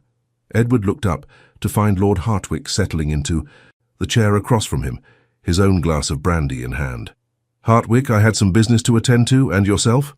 "Much the same. Wife wanted to do some shopping before we head to Scotland next week." Hartwick took a long drink, then fixed Edward with a speculative look. "Saw you at Rothbury's house party. Seemed to be some tension there. Everything well with Lady Langley?" It was the sort of question that could have been deflected with ease, dismissed with a vague pleasantry and a change of subject. Instead, Edward heard himself say, "No, everything is decidedly not well." Hartwick's eyebrows rose. "I see. Sorry to hear it." He paused, then asked carefully, "Anything a friend might help with?" Edward laughed, a harsh sound without humor. "Unless you can advise me on how to repair 3 years of systematic neglect and fundamental failure as a husband, I fear not." Hartwick was silent for a moment, studying Edward with more perception than Edward had given him credit for. "That's rather specific. I take it you've come to some realizations." "I have realized," Edward said slowly, "that I have been married for 3 years to a woman I know nothing about, that I have treated her with less consideration than I show to my servants, that I have been so concerned with maintaining the appearance of a proper marriage that I never bothered to consider whether there might be any substance beneath the form." "Ah," Hartwick said. "Yes, I can see how that might present difficulties." "She asked me for a separation," Edward continued, the words spilling out now that they had started. "Before Rothbury's party, she was perfectly civil about it. Said she wanted her freedom, or as much freedom as was possible given the circumstances. I refused, of course. Told her it was impossible, impractical, would cause scandal." "But not," Hartwick observed, "that you wanted her to stay." Edward's silence was answer enough. "My father," Hartwick said after a moment, "gave me a piece of advice before I married. He said that a wife is not a piece of furniture to be acquired and then forgotten. She is a living woman who will change, grow, develop in ways you cannot predict. You can either change and grow alongside her, or you can wake up one day and discover you're living with a stranger." "Wise man, your father," Edward said hollowly. "He was. Still is, actually, though he's retired to Bath now." Hartwick leaned forward slightly. "The thing is, Langley, it's not too late. Difficult, certainly. Humbling, absolutely. But not too late. Not if you're willing to actually do the work. What work? Edward asked, genuine bewilderment in his voice. How does one repair something one didn't even realize was broken until it had shattered completely? You start, Hartwig said simply, by being honest. With yourself and with her. You admit you were wrong. You ask her what she needs. And then, and this is the crucial part, you actually listen to the answer and act upon it. She doesn't want anything from me, Edward said. She's made that abundantly clear. She wants to be left alone. Does she? Hartwig challenged. Or does she want to be left alone because that's less painful than wanting things from someone who has demonstrated repeatedly that he won't provide them? The question hit Edward like a fist to the sternum, because of course that was it. Catherine had not stopped wanting. She had simply learned that wanting brought only disappointment. And so, she had trained herself to stop, or to appear to stop, which was perhaps not the same thing at all. I don't know how to fix this, Edward admitted quietly. I don't know how to be whatever it is she needs me to be. Then perhaps, Hartwig suggested, you should ask her. Edward remained in London for 2 more days, Hartwig's words circling endlessly through his mind. Ask her. Be honest. Listen. Such simple advice. And yet it required a fundamental transformation of everything Edward had believed about himself, about marriage, about the proper conduct of a gentleman of his station. It required him to be vulnerable, to admit failure, to acknowledge need, everything his father had taught him to avoid. On Friday morning, Edward stood in his London townhouse and looked at the shrouded furniture, the dust-covered paintings, the evidence of a life half-lived. Then he called for his valet, instructed him to begin packing, and made arrangements for their immediate departure. He could not remain in London indefinitely, avoiding the consequences of his own failures. Catherine was at Ashford House, his wife was at Ashford House, and if there was any hope, however small, of salvaging what remained of their marriage, he would find it there, not hiding in the city like a coward. The journey back to Hertfordshire seemed interminable. Edward spent it rehearsing and discarding various speeches, trying to find words adequate to express regret, apology, hope. Nothing seemed sufficient. How did one apologize for systematic neglect? What words could possibly convey, I am sorry I treated you as though you were invisible. I am sorry I never bothered to know you. I am sorry I made you feel as though your very existence was an inconvenience. The sun was setting when his carriage pulled up to the front of Ashford House. Edward descended, waving off the footman who moved to help with his luggage, and entered the house with a sense of foreboding he could not quite name. The entrance hall was quiet, the late afternoon light slanting through the tall windows and casting long shadows across the marble floor. Edward handed his hat and gloves to the butler and asked, "Where is Lady Langley?" "Her ladyship has retired to her rooms, my lord. She asked not to be disturbed." Of course she had. Edward nodded and dismissed the butler, then stood alone in the cavernous hall, irresolute. He could go to his study, attend to the correspondence that had doubtless accumulated in his absence, maintain the fiction that all was well. Or he could go to Catherine's rooms. He could knock on that door he had only ever entered once, on a wedding night neither of them wished to remember. He could attempt to begin the impossible work of repairing what he had broken.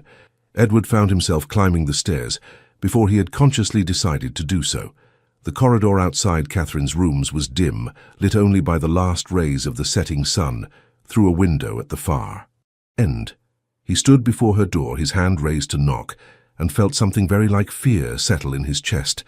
What if she refused to see him? What if she heard him out with that terrible, polite indifference and then asked him to leave? What if he had destroyed so thoroughly any possibility of connection that nothing he could say would matter? He knocked anyway. There was a long silence. Then the sound of movement from within. The door opened to reveal Catherine's lady's maid, who looked startled to see Edward standing there. "My lord, we were not expecting, that is, Lady Langley is—" "I would like to speak with my wife," Edward said, his voice firmer than he felt. "If she will see me." The maid glanced back into the room uncertainly, then bobbed a curtsy and disappeared. Edward heard a brief, low-voiced exchange he could not make out. Then Catherine herself appeared in the doorway. She had changed out of her day dress into something simpler, more comfortable. Her hair had been partially unpinned, falling in soft waves around her face. She looked, Edward thought, more real than he had ever seen her, less like the perfectly composed Viscountess, and more like a woman interrupted in a private moment. "My lord," she said, her tone neutral, "I was not expecting your return so soon." "My business concluded more quickly than anticipated," Edward said. "Catherine, may I come in? I would like to speak with you." Something flickered in her expression. Wariness, perhaps, or resignation. "Is something wrong? Has something occurred that requires immediate discussion?" "No, that is yes, not in the way you mean." Edward was making a hash of this already. "Please, Catherine, I will not take much of your time, but there are things I need to say." For a long moment he thought she would refuse. Then she stepped back, opening the door wider in silent invitation. Edward entered his wife's private chambers for only the second time in 3 years of marriage. The room was smaller than he had remembered, more intimate. It was decorated in shades of pale blue and cream, with watercolors on the walls depicting landscapes Edward did not recognize. A book lay open on the small table beside the chair by the fireplace. A half-finished piece of embroidery sat on the ottoman. These small signs of occupation, of a life lived in this space, struck Edward with unexpected force. This was Catherine's world, the place where she existed when she was not performing the role of Lady Langley for his benefit and the benefit of society. And he had never once thought to enter it, to see what she had made of this space, to understand her through the choices she had made in arranging it. Catherine remained standing by the door, her arms crossed slightly, her posture defensive. "What did you wish to discuss, my lord?" Edward turned to face her, acutely conscious that he had no prepared speech, no carefully reasoned argument. He had only the raw, uncomfortable truth. "I have been the worst possible husband," he said bluntly. Catherine blinked, clearly not having expected such directness. That is rather dramatic." "It is the simple truth," Edward interrupted. "I have treated you with less consideration than I show to people I barely know. I have taken you for granted, dismissed your existence, made you feel invisible in your own home. Everything you said to me, at Rothbury Park and before, was correct. I have failed you in every way a husband can fail a wife, short of actual cruelty." Catherine stared at him, her expression unreadable. "What has prompted this confession?" "Nothing has prompted it, or rather, everything has prompted it. The accumulated weight of 3 years of systematic blindness." Edward took a breath, forcing himself to maintain eye contact, even though every instinct screamed at him to look away. "I cannot apologize adequately for what I have done. There are no words sufficient to express my regret. But I need you to know that I see it now. I see what I've done, and I am profoundly, devastatingly sorry." Silence filled the room. Catherine's arms tightened slightly around herself, as though she were holding something together by force of will. "I don't understand," she said finally, her voice very small. "Why now? Why are you saying these things now?" "Because I very nearly lost you," Edward said simply. "Not physically. You are still here, still my wife in name. But I nearly lost any chance of having more than that. I saw you smile at Captain Thornton, saw you come alive in a way I have never witnessed, and I realized I had no idea who you were. Worse, I realized you had no reason to show me, because I had made it abundantly clear for 3 years that I had no interest in knowing." "So this is about Captain Thornton," Catherine said, something bitter entering her tone. "This is about your pride, your possessiveness." "No," Edward interrupted forcefully. "Or rather, yes. That was part of it initially. I won't lie and say jealousy played no role. But that is not why I'm here now. I'm here because I want to know you, Catherine. I want to know what books you read, what you think about in the mornings when you walk in the gardens, what you wish for, what makes you laugh, what causes you pain. I want to understand the person I have been married to for 3 years, but have never actually met." Catherine's eyes had grown bright with unshed tears. "And if I said it was too late? If I told you that I have spent 3 years learning not to want those things from you, that I have protected myself by not hoping for more? Then I would ask," Edward said quietly, "if you might be willing to try anyway. Not for my sake. I have no right to ask anything for my sake, but for yours, because you deserve more than this empty shell of a marriage. You deserve to be seen, known, valued, and if you will permit me, I would like to try to be the husband who provides those things. Permit you, Catherine repeated, and there was something almost despairing in her voice. Edward, don't you understand? I don't want to have to give you permission to treat me like a human being. I don't want this to be something you do out of guilt or obligation or fear of losing— What? Your convenient household arrangements? The words stung, but Edward accepted them. They were fair, more than fair. You're right, he said. Of course you're right, and I cannot promise that I know how to be what you need. I was raised by a man who believed sentiment was weakness, who treated my mother with the same cold courtesy I have shown you, who taught me that duty and control were the only virtues worth cultivating. He paused, his voice roughening. But I have seen where that path leads. I have seen my mother's portrait, the hopefulness in her young face, and known that my father killed that hopefulness as surely as if he had used a weapon. And I have watched you, over these past weeks, fade a little, more each day, and I will not continue to be the instrument of your diminishment. A tear escaped down Catherine's cheek. She brushed it away impatiently. Pretty words, Edward. But words are easy. I have heard apologies before from men who were sorry for their behavior but never sorry enough to actually change it. Then I will change, Edward said desperately. Tell me what you need, Catherine. Tell me what would make this bearable for you, and I will do it. I need— Catherine's voice broke. She pressed her hands to her face, her shoulders shaking with the effort of containing her tears. I need not to feel this way anymore. I need not to wake up each morning in a beautiful house with everything I could materially want and still feel like I'm suffocating. I need not to sit across from you at dinner and feel the weight of your indifference like a physical thing. I need— She lowered her hands, looking at him with eyes full of anguish. I need you to care, Edward. Not because it's proper, not because it's expected, but because you actually want to. And I don't know if that's something you can manufacture, even if you try. The truth of her words settled over Edward like a shroud. Because she was right, wanting could not be forced, caring could not be commanded. One either felt it or did not. But Edward realized, with sudden, crystalline clarity, that he did feel it. Somewhere during these past weeks of watching Catherine withdraw, of recognizing the person he had failed to notice for 3 years, of understanding the magnitude of his own blindness, he had begun to care, not out of obligation or propriety, but because Catherine, in all her quiet strength and resilient grace, had become precious to him. He had just realized it far too late. I do care, he said, and his voice shook with the force of his sincerity. I know I have no right to expect you to believe me. I know I have forfeited any claim to your trust. But Catherine, I swear to you, I do care. I care that you are unhappy. I care that I have made you so. I care that you spend your mornings alone in the gardens because that is the only peace you can find.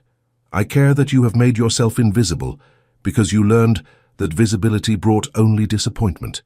Catherine was crying openly now, tears streaming down her face. Then why couldn't you have cared sooner?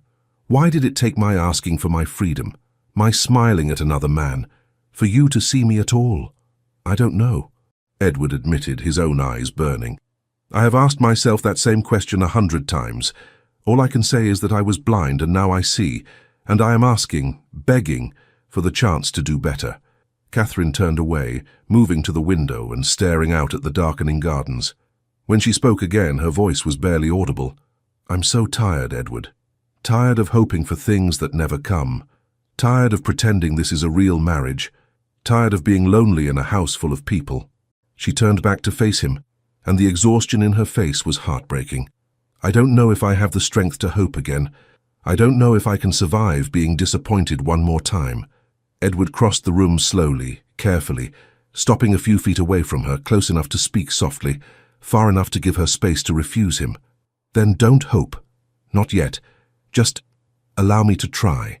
Give me the opportunity to prove through actions, not words, that I mean what I say. If after a month, 2 months, however long you require, you still wish to live separately, I will not stand in your way. I will arrange whatever you need, no matter the scandal, no matter the consequences. But please, Catherine, please give me this chance. Catherine studied his face in the dimming light, searching for something, Sincerity, perhaps, or some sign that this was more than a temporary passion that would fade with time. 1 month, she said finally. 1 month in which you will actually make an effort to know me, to see me, to treat me as a person rather than a possession. And if at the end of that month I feel that nothing has truly changed—" She paused, her voice hardening slightly. "Then we will discuss more permanent arrangements. Do you agree?" "Yes," Edward said immediately. "Yes, I agree." Catherine nodded slowly, then gestured toward the door. "Then I suggest you begin tomorrow, my lord. I am tired now, and I believe we have both said enough for one evening." It was a dismissal, but a gentle one. Edward bowed slightly and moved toward the door. As he reached it, he paused and looked back. "Catherine?" "Yes?" "Grey," he said quietly. "Like rain clouds, though your mother was wrong. They're quite beautiful." He left before she could respond, closing the door softly behind him. In the corridor, Edward leaned against the wall and released a shaking breath. 1 month. He had 1 month to learn how to be the husband he should have been from the beginning. 1 month. To undo 3 years of damage. It seemed an impossible task. But as Edward made his way to his own chambers, he felt something he had not experienced in weeks. Hope. Fragile, uncertain hope. But hope nonetheless. The morning after his conversation with Catherine, Edward woke before dawn with a sense of purpose he had not felt in years. 1 month. He had promised Catherine 1 month to demonstrate that he could change, that he could be the husband she deserved, rather than the distant stranger he had been. He would not waste a single day of it. His first challenge, he realized as he dressed with meticulous care, was that he had no idea how to court his own wife. The conventions of courtship he had learned as a young man were entirely inadequate for this situation. One could not simply call upon Catherine with flowers and poetry. She lived in his house, bore his name, had already endured the disappointment of discovering what manner of man she had married. He needed to demonstrate change, not perform courtship. He needed to show her through consistent action that he saw her, valued her, wished to know her. But how? Edward was saved from his circular thoughts by a memory of something Hartwick had said. Ask her what she needs. Listen to the answer. Simple advice. Remarkably difficult in practice for a man who had spent his entire adult life believing he knew what was best for everyone around him. Nevertheless, it was a place to start. Catherine had not appeared at breakfast. Whether because she was genuinely tired or because she wished to avoid him, Edward could not say. He took his meal alone, then went in search of Mrs. Holbrook, the housekeeper. "Mrs. Holbrook," he said when he found her in the still room consulting with the cook about preserves, "I find myself in need of information regarding Lady Langley's daily routine. Could you tell me how her ladyship typically spends her mornings?" Mrs. Holbrook looked startled. Understandable, as Edward had never previously shown the slightest interest in his wife's activities. "Her ladyship generally rises early, my lord. She takes breakfast in her rooms, then walks in the gardens for an hour or so. After that, she typically retires to the morning room for correspondence or reading." "The gardens," Edward repeated. "The same path each day?" "Usually toward the lake, my lord, through the rose garden and along the gravel path. She seems quite fond of that particular walk." "Thank you, Mrs. Holbrook. That will be all." The following morning, Edward rose even earlier than usual and made his way to the gardens, just as the sun was beginning to paint the eastern sky in shades of rose and gold. The air was cool, still heavy with the previous night's dew, and remarkably peaceful. He found Catherine already there, walking slowly along the gravel path toward the lake, a light shawl wrapped around her shoulders against the morning chill. She had not yet noticed his presence. Edward approached carefully, not wishing to startle her. "Good morning, Catherine." She turned sharply, surprise evident on her face. "Edward, I did not expect— That is, you are up very early." "As are you," Edward observed. "I wondered if you might permit me to walk with you." Catherine hesitated, and Edward could see the wariness in her expression, the instinctive resistance to allowing him into this private ritual. But after a moment, she nodded slightly. "If you wish." They walked in silence for several minutes, following the path Catherine had worn smooth with her daily journeys. Edward found himself acutely conscious of everything around him, the sound of gravel crunching beneath their feet, the distant song of early birds, the way the light filtered through the trees and cast dancing shadows across Catherine's face. How many mornings had she walked this path alone, while he remained in the house, oblivious to the beauty of what existed just beyond his study windows? "This is quite lovely," Edward said. "Finally, I had forgotten how peaceful the gardens are at this hour." "I find it the best part of the day," Catherine replied quietly. "Everything is still and quiet. The house has not yet begun its routines. One can almost imagine being entirely alone in the world." Edward heard the subtext beneath her words. One can almost imagine escaping the unhappiness of real life. The realization stung, but he pushed the pain aside. This was not about his feelings. It was about Catherine's. "What is it you think about when you walk?" he asked. Catherine glanced at him, clearly surprised by the question. Various things, nothing of great consequence." "I would like to know anyway," Edward said, "if you're willing to share." She was silent for so long that Edward thought she would not answer. Then, slowly, she began to speak. "Sometimes I think about the gardens themselves, what might be planted, how the paths might be improved. Sometimes I think about books I've read, or things I've seen." She paused, then continued more quietly. "Sometimes I think about what my life might have been if I had made different choices, or if different choices had been made for me." "Do you regret it?" Edward asked, though he feared he knew the answer. "Marrying me?" Catherine stopped walking and turned to face him. In the early morning light, her face was very pale, very serious. "I regret," she said carefully, "that I entered marriage with expectations that could never be fulfilled. I regret that I was young and foolish enough to hope that proximity might breed affection, that time might create intimacy. But I do not know if I regret the marriage itself. It is impossible to regret something that comprises one's entire adult life." It was not quite an answer, but Edward understood the evasion. To admit regret would be to admit that years of her life had been wasted, and who could bear such a recognition? "I regret it," Edward said quietly. "Not the fact of our marriage, but the way I have conducted myself within it. I regret every day I did not ask you these questions. Every morning I remained in my study while you walked alone. Every evening I retreated behind my newspaper rather than attempt conversation. I regret that I have caused you to spend your mornings imagining yourself alone in the world, rather than wishing for my company." Catherine's eyes glistened with unshed tears. "Please don't say these things if you don't mean them. I cannot bear false hope again." "I mean every word," Edward said with all the conviction he possessed, "and I intend to prove it." They continued their walk, and Edward asked more questions. What flowers did Catherine prefer? Which parts of the garden did she find most appealing? Had she considered any changes to the plantings? Catherine answered hesitantly at first, as though testing whether his interest was genuine, but gradually, as Edward continued to ask and listen, truly listen, attending to her words rather than merely waiting for his turn to speak, she became more forthcoming. She preferred roses, it transpired, particularly the old-fashioned varieties that bloomed with abandon rather than the more formal modern hybrids. She thought the area near the lake might benefit from some ornamental grasses to soften the edges of the water.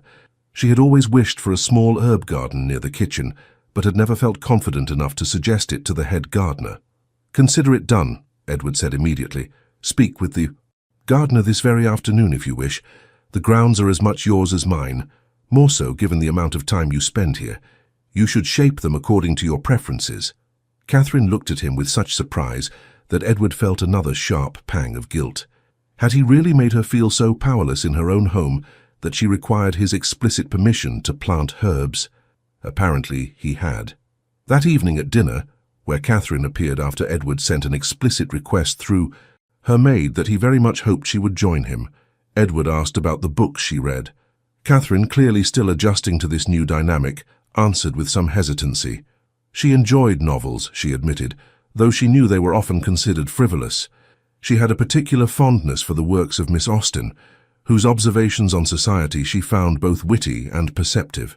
"I have never read Miss Austen," Edward confessed, "though I understand her works are much admired. Which would you recommend I begin with?" Catherine stared at him as though he had suggested something radical. You wish to read novels?" "I wish to understand what interests you," Edward said simply. If you find pleasure and insight in Miss Austen's work, then I should like to discover what it is you see in them." "Pride and Prejudice," Catherine said after a moment. "I believe that is her finest work, though they are all worth reading." The next day, Edward sent to the bookseller in the Y village for a copy of Pride and Prejudice. When it arrived, he began reading it that very evening in his study. He found himself immediately arrested by the opening sentence. "It is a truth universally acknowledged that a single man in possession of a good fortune must be in want of a wife," and recognized with uncomfortable clarity the satire implicit in those words. Miss Austen was mocking the very assumptions Edward had brought to his own marriage, that wealth and position were sufficient foundations for matrimony, that the feelings and desires of the individuals involved were secondary considerations. He could see why Catherine loved these books. They articulated everything she must have felt but been unable to say. Edward read late into the night, then continued the following day. When he had finished, he sought out Catherine in the morning room, where she was attending to correspondence. "I have finished Pride and Prejudice," he announced. Catherine looked up from her letter, surprise evident on her face. "Already, but I only recommended it 2 days ago." "I found it compelling," Edward said, settling into the chair across from her. "Miss Bennet's gradual realization that she has misjudged Mr. Darcy. It is quite brilliantly done. And Darcy himself." He paused, choosing his words carefully. "Darcy begins the novel as a proud, insufferable man who believes his wealth and status excuse his poor behavior. He must be humbled, must recognize his faults, before he can deserve Elizabeth's affection." "Yes," Catherine said softly, "that is precisely the arc of his character." "I wonder," Edward said, meeting her eyes directly, "whether Miss Austen would consider a man capable of such transformation in real life as well as in fiction." Catherine held his gaze for a long moment. "I believe Miss Austen would say that true change requires not just recognition of one's faults, but sustained effort to correct them. Mr. Darcy does not simply apologize to Elizabeth.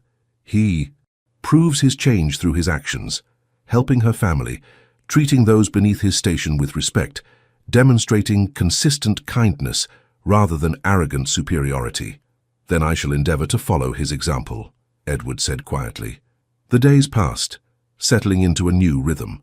Edward joined Catherine for her morning walks each day, asking questions, listening to her answers, learning the contours of her thoughts and preferences. He requested her opinions on estate matters, actually, attending to her suggestions rather than dismissing them out of hand. When tenants came with concerns, he invited Catherine to sit with him and hear their grievances, valuing her perspective on the human dimensions of problems he had previously approached with only pragmatic calculation. In the evenings they read together in the drawing room, sometimes aloud, sometimes in companionable silence. Edward found himself sharing details of his day, his concerns about various matters, things he would never have thought to discuss with Catherine before because he had assumed she would neither understand nor care. He had been wrong on both counts. Catherine understood a great deal, it turned out. She had spent 3 years observing the workings of his household and estate with careful attention, learning through pure proximity what she had never been taught explicitly. Her observations were often more acute than Edward's own, particularly regarding the human elements he tended to overlook in his focus on efficiency and profit. 3 weeks into their month of trial, Edward came to a realization that should have been obvious from the beginning. He enjoyed Catherine's company. He found her conversation interesting, her observations perceptive, her quiet humor more appealing than the loud wit he had always associated with engaging discourse. She was not unremarkable. She had never been unremarkable. He had simply been too blind to notice. But the question remained, was it enough? Had these 3 weeks of genuine attention and effort made any difference to Catherine's feelings? Or had he destroyed too thoroughly any possibility of real affection? Edward could not tell. Catherine remained cautious, guarded. She participated in their conversations, joined him for walks and meals, seemed to appreciate his efforts. But there was still a distance in her, a careful reserve that prevented true intimacy. She did not trust him yet, and Edward could not blame her for that. The month he had requested was nearly over when circumstances intervened in the form of a letter from Catherine's mother. Lady Bellingham was unwell, nothing serious, but she wished to see her daughter and hoped Catherine might visit for a few days. Catherine approached Edward in his study with the letter in hand, her expression carefully neutral. "My mother has written," she said without preamble. "She is unwell and wishes me to visit. I thought I should inform you before making arrangements." Edward looked up from the accounts he had been reviewing. "Of course you must go. I will have the carriage prepared for tomorrow morning if that suits you."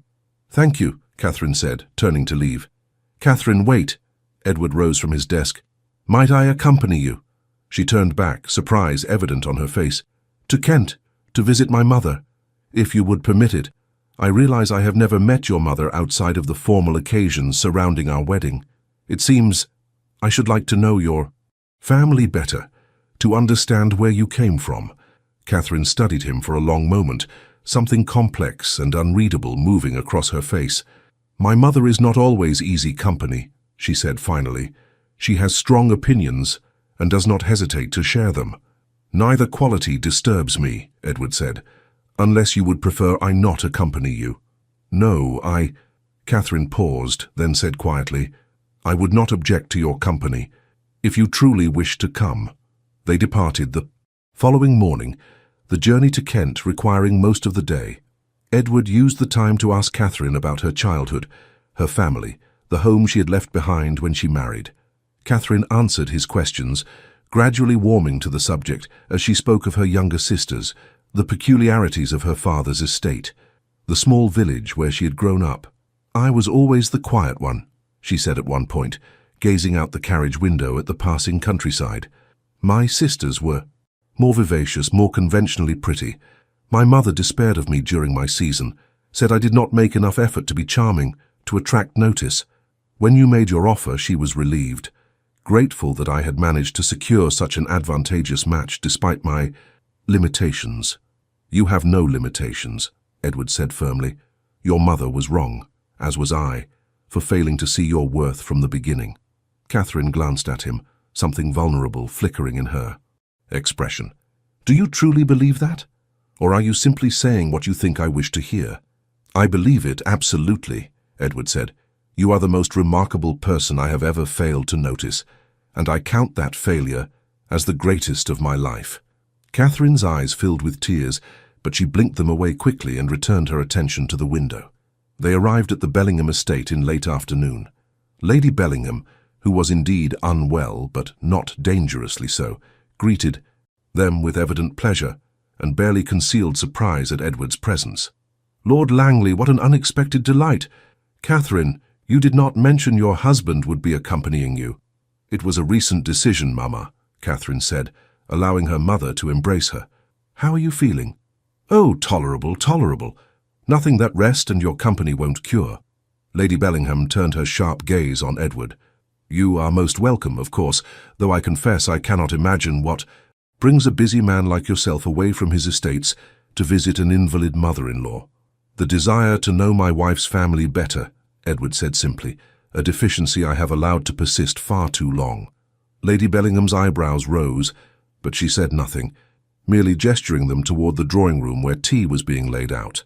Over the next 2 days, Edward observed Catherine in her childhood home and understood her better for it. He saw how she interacted with her younger sisters, 2 lively girls who had married local gentlemen and lived nearby. He watched her tend to her mother with patient attention, reading aloud, adjusting pillows, providing comfort with natural ease. He saw, too, how her family treated her. Her sisters spoke over her frequently, dismissing her quieter observations in favor of their own more emphatic opinions. Her mother, while clearly fond of Catherine, seemed to view her eldest daughter as somehow lesser than her more vivacious siblings, an attitude that manifested in small cutting remarks about Catherine's reserved nature, her preference for reading over social activities, her failure to produce the same obvious charm her sisters displayed. Edward found himself growing increasingly angry on Catherine's behalf. These people who claimed to love her had spent her entire life making her feel inadequate, unremarkable, less than. No wonder she had entered marriage expecting to be overlooked. She had been overlooked her entire life. Until their final evening before returning to Hertfordshire, Edward found Catherine alone in the small garden behind the house. She was sitting on a stone bench, gazing at nothing in particular, her expression pensive.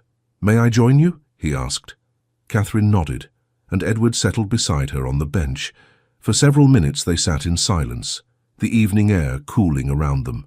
"Your family does not appreciate you as they should," Edward said finally. Catherine glanced at him, surprise evident on her face. "They love me in their way." "Perhaps," Edward allowed, "but love without appreciation is a hollow thing. They have taught you to make yourself small, to believe that your quietness is a failing rather than a strength. They are wrong, Catherine, profoundly wrong." Catherine's hands twisted in her lap. "You sound very certain." "I am certain. I was wrong about many things, but I am not wrong about this." Edward turned to face her more fully. "Your sisters are pleasant enough, but their conversation is shallow, focused entirely on trivialities. Your mother is kind but has allowed social convention to dictate her perception of what constitutes value in a person. They have all failed to recognize that true worth lies not in volume or vivacity, but in depth, in thoughtfulness, in the quiet strength to endure disappointment with grace." "Edward," Catherine's voice was barely a whisper, "I have spent the past month learning to know you," Edward continued, "and I have discovered someone far more interesting, more perceptive, more valuable than anyone I have ever met, not despite your quietness, but because of it. Because you observe rather than simply react, because you think before you speak, because you possess depths that more obviously charming people lack entirely." A tear slid down Catherine's cheek. "You cannot know how much I needed to hear someone say such things." "Then I will say them every day for the rest of our lives," Edward said fervently, "if you will permit me to do so." Catherine turned to him, and in her grey eyes, those rain-cloud eyes he had finally learned to truly see, there was hope, fragile, tentative hope, but hope, nonetheless. "The month is nearly over," she said quietly. "You promised me 1 month to prove you had changed." "And have I?" Edward asked, though he feared the answer. "Have I proven anything, or have I simply made matters worse by showing you what might have been, if only I had not been so blind for so long?" Catherine was silent for a long moment, studying his face in the dimming light. When she finally spoke, her voice was steady but soft. "You have proven that you are capable of change, that you can listen, learn, see what you previously overlooked. You have given me these past weeks in a way you never gave me the 3 years before them." "But," Edward prompted, hearing the unspoken word. "But I am still afraid," Catherine admitted. "Afraid that this is temporary, that once the novelty fades, once you feel you have done enough to assuage your guilt, you will revert to the man you were before. I have learned not to trust hope, Edward, and unlearning that lesson is proving more difficult than I anticipated." Edward felt something crack in his chest. He had done this to her. He had taught her that hoping for his attention, his affection, was foolish. And now, when he most desperately wanted her to hope, she could not. "I cannot promise you perfection," he said quietly. "I cannot promise that I will never disappoint you, never fall short of what you deserve. But I can promise you this, I will not stop trying. This is not temporary, Catherine. This is not guilt or novelty or some passing fancy. I have finally seen you, truly seen you, and I cannot unsee you now. I will not unsee you now." "How can you be certain?" Catherine asked, and there was such vulnerability in her voice that Edward wanted to gather her into his arms and promise her everything would be well, but he restrained himself, knowing that actions would speak more loudly than any embrace. "Because before I was content," Edward said simply. "I believed my life was exactly as it should be. I saw no reason to change, no need to look beyond the surface of things. But now I am not content. Now I lie awake at night thinking about conversations we might have, questions I want to ask you, aspects of your character I have only begun to discover. Now, the thought of returning to that previous existence, of once again, treating you as mere background to my life is unbearable. Not because I fear your departure, though I do fear that, but because I would be diminishing myself as much as you, because I have discovered that knowing you, truly knowing you, has made me more than I was." Catherine's tears were flowing freely now. "I want to believe you. I want to trust that this is real." "Then let me prove it," Edward said. "Not for 1 month, but for a year, for 10 years, for however long it takes for you to trust. that this is not a performance but a genuine transformation. I will court you as I should have done before we married. I will learn everything about you that I failed to learn before, and I will show you, through every day we have together, that you are seen, valued, cherished. Cherished, Catherine repeated, as though testing the word. That is a strong word, Edward. It is the only word adequate to what I feel, Edward said, and realized as he spoke that it was true. Somewhere during these weeks of learning to know Catherine, of discovering the woman he had married but never bothered to meet, he had moved beyond guilt and good intentions into something that felt remarkably like love. The realization stunned him. His father had warned him against this very thing, had told him that love was a dangerous delusion that led only to unhappiness. But Edward found he did not care. If this was delusion, it was a delusion he welcomed. If this was danger, it was danger he embraced. Willingly. Catherine, he said, his voice rough with emotion, I know I have no right to your affection. I know I have forfeited any claim to your love through 3 years of systematic neglect. But I must tell you, before we go any further, that I believe I have come to... He faltered, the words catching in his throat. How did one say such a thing? How did one admit to feelings that contradicted every principle one had built one's life upon? Catherine reached out slowly and took his hand, the first time she had voluntarily touched him since their disastrous encounter at Rothbury Park. Her fingers were cool, delicate, trembling slightly. You can say it, she whispered. Whatever it is, I will not mock you for it. I love you, Edward said, and the words came out choked but clear. I have fallen in love with my own wife, and I am profoundly grateful for the opportunity to do so, even if it comes 3 years too late. Catherine's breath caught. For a long moment she said nothing, simply staring at him with wide, shocked eyes. Then slowly she began to cry in earnest, great, shaking sobs that seemed to come from somewhere deep inside her. Catherine, I'm sorry, I should not have... Edward began, alarmed. No, Catherine managed through her tears. No, don't apologize, I never thought... I had given up hope of ever hearing those words from you. Then I will say them again, Edward said fiercely. I will say them every day. I love you, Catherine. I love your quietness and your thoughtfulness, and your grey eyes that I was too blind to see.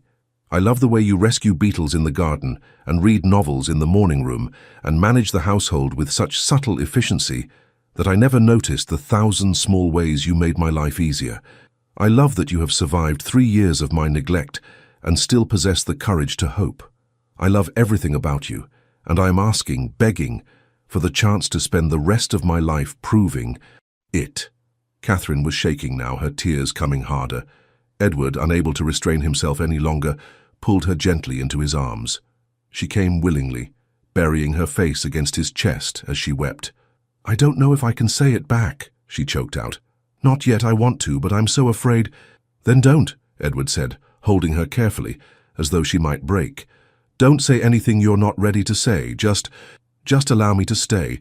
Allow me to continue, as we have been these past weeks. That is enough. You are enough exactly as you are. They sat like that in the garden as darkness fell around them, Catherine crying against Edward's chest, Edward holding her as though she were the most precious thing in the world. Which, he realized, she was. To him at least, she was everything. Finally, Catherine's tears subsided. She pulled back slightly, wiping at her face with the back of her hand in a gesture so unguarded, so unlike the composed viscountess she usually presented to the world, that Edward felt his heart clench. I want to try, she said quietly. I want to believe that this is real, that you mean what you say. But Edward, you must understand. If you disappoint me again, if this proves to be temporary, I will not survive it. I have survived 3 years by not hoping for more. If you give me hope again and then take it away, I will not, Edward promised solemnly. I swear to you, Catherine, on everything I hold sacred, I will not take it away. This is not temporary. This is who I am now, who I wish to remain for the rest of our lives together. Catherine searched his face, and Edward bore her scrutiny unflinchingly, willing her to see the truth in his words. We should return to the house, she said finally. "Mama will wonder where we've gone." "In a moment," Edward said. Then slowly, giving her every opportunity to refuse, he leaned forward and pressed a gentle kiss to her forehead. "Thank you," he whispered against her skin. "Thank you for giving me this chance." Catherine's breath hitched, but she did not pull away. Instead, she closed her eyes and leaned into him, just for a moment, before drawing back and rising from the bench. "Come," she said, extending her hand to him, "before my mother sends someone to look for us." Edward took her hand and stood, and they walked back to the house together through the gathering darkness. The journey back to Hertfordshire the following day was quiet, but it was a different quality of silence than before, less tense, more contemplative. Edward found himself acutely conscious of Catherine beside him, of the small space between them on the carriage seat, of the way her hand rested on the cushion, close enough to his own that he could have taken it if he dared. He did not dare, not yet. He had made his confession. Now he must prove its truth through sustained action, not through presumptuous gestures of affection. When they arrived at Ashford House, it was early evening. The servants were assembled in the entrance hall to greet them, as was proper. But Edward noticed something he had never noticed before, the way the staff's faces brightened when they saw Catherine, the genuine warmth in their greetings to her. They loved her, he realized. The people who worked in his house, who saw her daily, who had observed her kindness and consideration for 3 years, they loved her in a way he had been too blind to see. He had been surrounded by evidence of Catherine's worth, and he had noticed none of it. After they had supervised the unpacking of their luggage and taken tea in the drawing room, Catherine rose to retire to her rooms. Edward stood as well, intercepting her before she could reach the door. "Catherine," he said quietly, "might I ask you something?" She turned, her expression cautious but not closed. "Of course. Would you—" Edward hesitated, then pushed forward. "Would you consider having dinner with me tonight? Not as a duty, not because propriety requires it, but because I would very much enjoy your company." Something softened in Catherine's face. "I would like that," she said quietly. That evening, Edward instructed the servants to set the table more intimately than usual, not at opposite ends of the long dining table, but close together, near enough to converse easily. He had cook prepare the dishes Catherine preferred, based on the careful attention he had been paying to her choices over the past weeks. When Catherine entered the dining room and saw the arrangements, she paused, surprise evident on her face. "I thought," Edward said, suddenly uncertain, "that we might dine as partners rather than strangers. But if you prefer the usual arrangement—" "No," Catherine interrupted softly. This is lovely, Edward." The meal passed in genuine conversation, about Catherine's mother's health, about the estate matters that required attention, about the book Edward had just finished reading, Sense and Sensibility, also by Miss Austen, which he had found equally insightful. Catherine gradually relaxed, the careful guardedness she usually maintained easing as the evening progressed. "I have been thinking," Edward said as dessert was being cleared, "about your suggestion for the herb garden. I spoke with the head gardener before we left for Kent, and he is prepared to begin work immediately upon your instruction. I thought perhaps we might walk there tomorrow morning, and you could show him precisely where you wish it to be situated." Catherine looked at him with something that might have been wonder. "You truly spoke with the gardener about my idea?" "Of course. It was an excellent idea. Why should you not have a herb garden if you wish it?" "I suppose I have spent so long assuming my wishes were unimportant that I find it difficult to believe when someone actually listens to them," Catherine said quietly. Edward felt the familiar ache of guilt, but pushed it aside. Guilt would not help Catherine. Only consistent demonstration of change would accomplish that. "Your wishes are important to me," he said simply. "I hope in time you will come to believe that." After dinner, they retired to the drawing room together, another departure from their usual custom, in which Catherine would excuse herself and Edward would remain alone with his brandy and his papers. Instead, Edward poured himself a modest glass of brandy, Catherine requested tea, and they settled into chairs near the fireplace. "Would you read to me?" Edward asked impulsively. "You read to your mother while we were in Kent. I found your voice quite soothing." Catherine's eyes widened. "You wish me to read aloud to you, if it would not bore you? I thought perhaps we might begin Mansfield Park. I understand it is another of Miss Austen's works. It is, Catherine confirmed, still looking somewhat stunned. Though it is longer than the others, it would take several evenings to complete. Then we shall make a ritual of it, Edward said. Each evening, if you are willing. Catherine rose and retrieved the book from the shelves where she kept her small collection of favourites. She settled back into her chair, opened to the first page, and began to read. Edward watched her as she read, the way her lips formed the words, the slight rise and fall of her voice as she gave each character a subtly different tone, the animation that entered her face as the story progressed. He was not particularly attending to the story itself. He was attending to her, to the woman he had finally learned to see. This became their pattern. Each morning, they walked in the gardens together, discussing the day ahead, making plans for various improvements to the estate. Each afternoon, they attended to their separate pursuits, but came together for tea in the drawing room, sharing details of their activities. Each evening they dined together, and then Catherine would read aloud while Edward listened, occasionally commenting on the story but more often simply enjoying her presence. Weeks passed, then months. Summer faded into autumn, the gardens transforming into shades of gold and crimson. The herb garden Catherine had desired was planted and thriving. The rose garden had been expanded per her suggestions. Small changes appeared throughout the house, new cushions in colours Catherine preferred, paintings she had selected replacing ones she had never cared for, arrangements that reflected her taste rather than simply the taste of previous generations of Ashfords. And gradually, slowly, Catherine began to trust.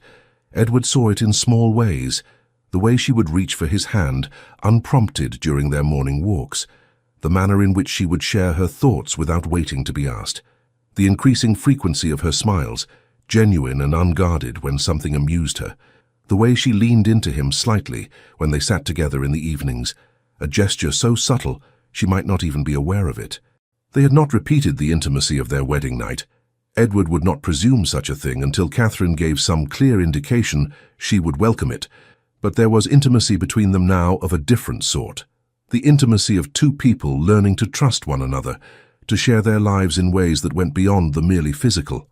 Winter came, bringing with it the Christmas season. Catherine's family was invited to spend the holidays at Ashford House, along with several other families from the neighbourhood. Edward watched his wife transform the house for the festivities, coordinating with Mrs. Holbrook to create an atmosphere of warmth and celebration. On Christmas Eve, after the other guests had retired for the evening, Edward and Catherine stood together in the drawing room, admiring the decorations by firelight. "This has been the happiest Christmas I can remember," Catherine said softly. "Thank you, Edward, for everything, for changing, for trying, for seeing me." Edward turned to face her fully, taking both her hands in his. "It is I who should thank you, for giving me the chance to prove myself, for not giving up on us entirely when you had every reason to do so, for allowing me to fall in love with you." Catherine's eyes filled with tears, but they were happy tears this time. Edward could see the difference. "I need to tell you something," she said, her voice trembling slightly. "I have been wanting to say it for some time now, but I was afraid. Afraid it was too soon, afraid I might be wrong, afraid of so many things. But I cannot keep it inside any longer." "What is it?" Edward asked gently, though his heart was pounding with something that felt very much like hope. "I love you," Catherine said, and the words were clear and strong despite her tears. "I have fallen in love with you, Edward. Not with the idea of you, not with your position or your name, but with you. The man who walks with me in the mornings and listens when I talk about gardens. The man who reads novels he has no interest in simply because I recommended them. The man who looks at me now as though I am the most important person in the world." Edward's breath caught. He had hoped for this, had worked toward it, but hearing the words still struck him with the force of a revelation. "Catherine," he whispered, and then he was pulling her into his arms, holding her close as she had held him that night in her mother's garden. "My Catherine, I promise you, we'll spend every day of the rest of our lives being worthy of those words." "You already are," Catherine said against his chest. "You already are." They stood there in the firelight, holding each other, and Edward felt something settle in his chest, a sense of rightness, of coming home, of having finally found what he had not known he was searching for. Later, as he lay in his own bed unable to sleep, Edward thought about his father's warnings against love, against sentiment, against allowing emotion to dictate behavior. His father had been wrong. Love was not weakness, sentiment was not delusion, and emotion, properly understood, did not cloud judgment. It clarified it, allowing one to see what truly mattered beyond the narrow confines of duty and propriety. Edward had built his life on principles that promised order, control, predictability, and he had achieved all of those things at the cost of everything that made life worth living. Catherine had forced him to see that. She had asked for her freedom, and in doing so had given him his freedom from the rigid constraints of his father's philosophy, freedom to feel and hope and love, freedom to be more than the cold, controlled man he had believed he was supposed to be. The next morning, Edward descended to breakfast to find Catherine already there, smiling at him with genuine warmth as he entered the room. She had stopped making herself invisible. She no longer moved through his house like a ghost. She was present, solid, real, and more beautiful for it than any woman he had ever seen. "Good morning, my love," he said, the endearment still new enough to feel slightly strange on his tongue, but entirely right nonetheless. "Good morning," Catherine replied, and her smile widened. "I thought perhaps after breakfast we might walk in the gardens. It snowed last night, and I believe it will be quite lovely." "I would like nothing better," Edward said, settling into the chair beside her, no longer across from her at a distance, but beside her, close enough to touch. As they ate breakfast together, discussing their plans for the day, Edward reflected on how profoundly his life had changed. 6 months ago, he had been a man living in careful isolation, believing himself content while slowly destroying the only person who had ever tried to reach him. Now, he was a man who walked in snowy gardens with his wife, who read novels by firelight, who knew what it felt like to be loved and to love in return. Everyone had seen Catherine as the quiet wife, easily overlooked, unremarkable. They had all been wrong. She was extraordinary. And Edward had nearly lost her because he had been too blind to see what was directly in front of him.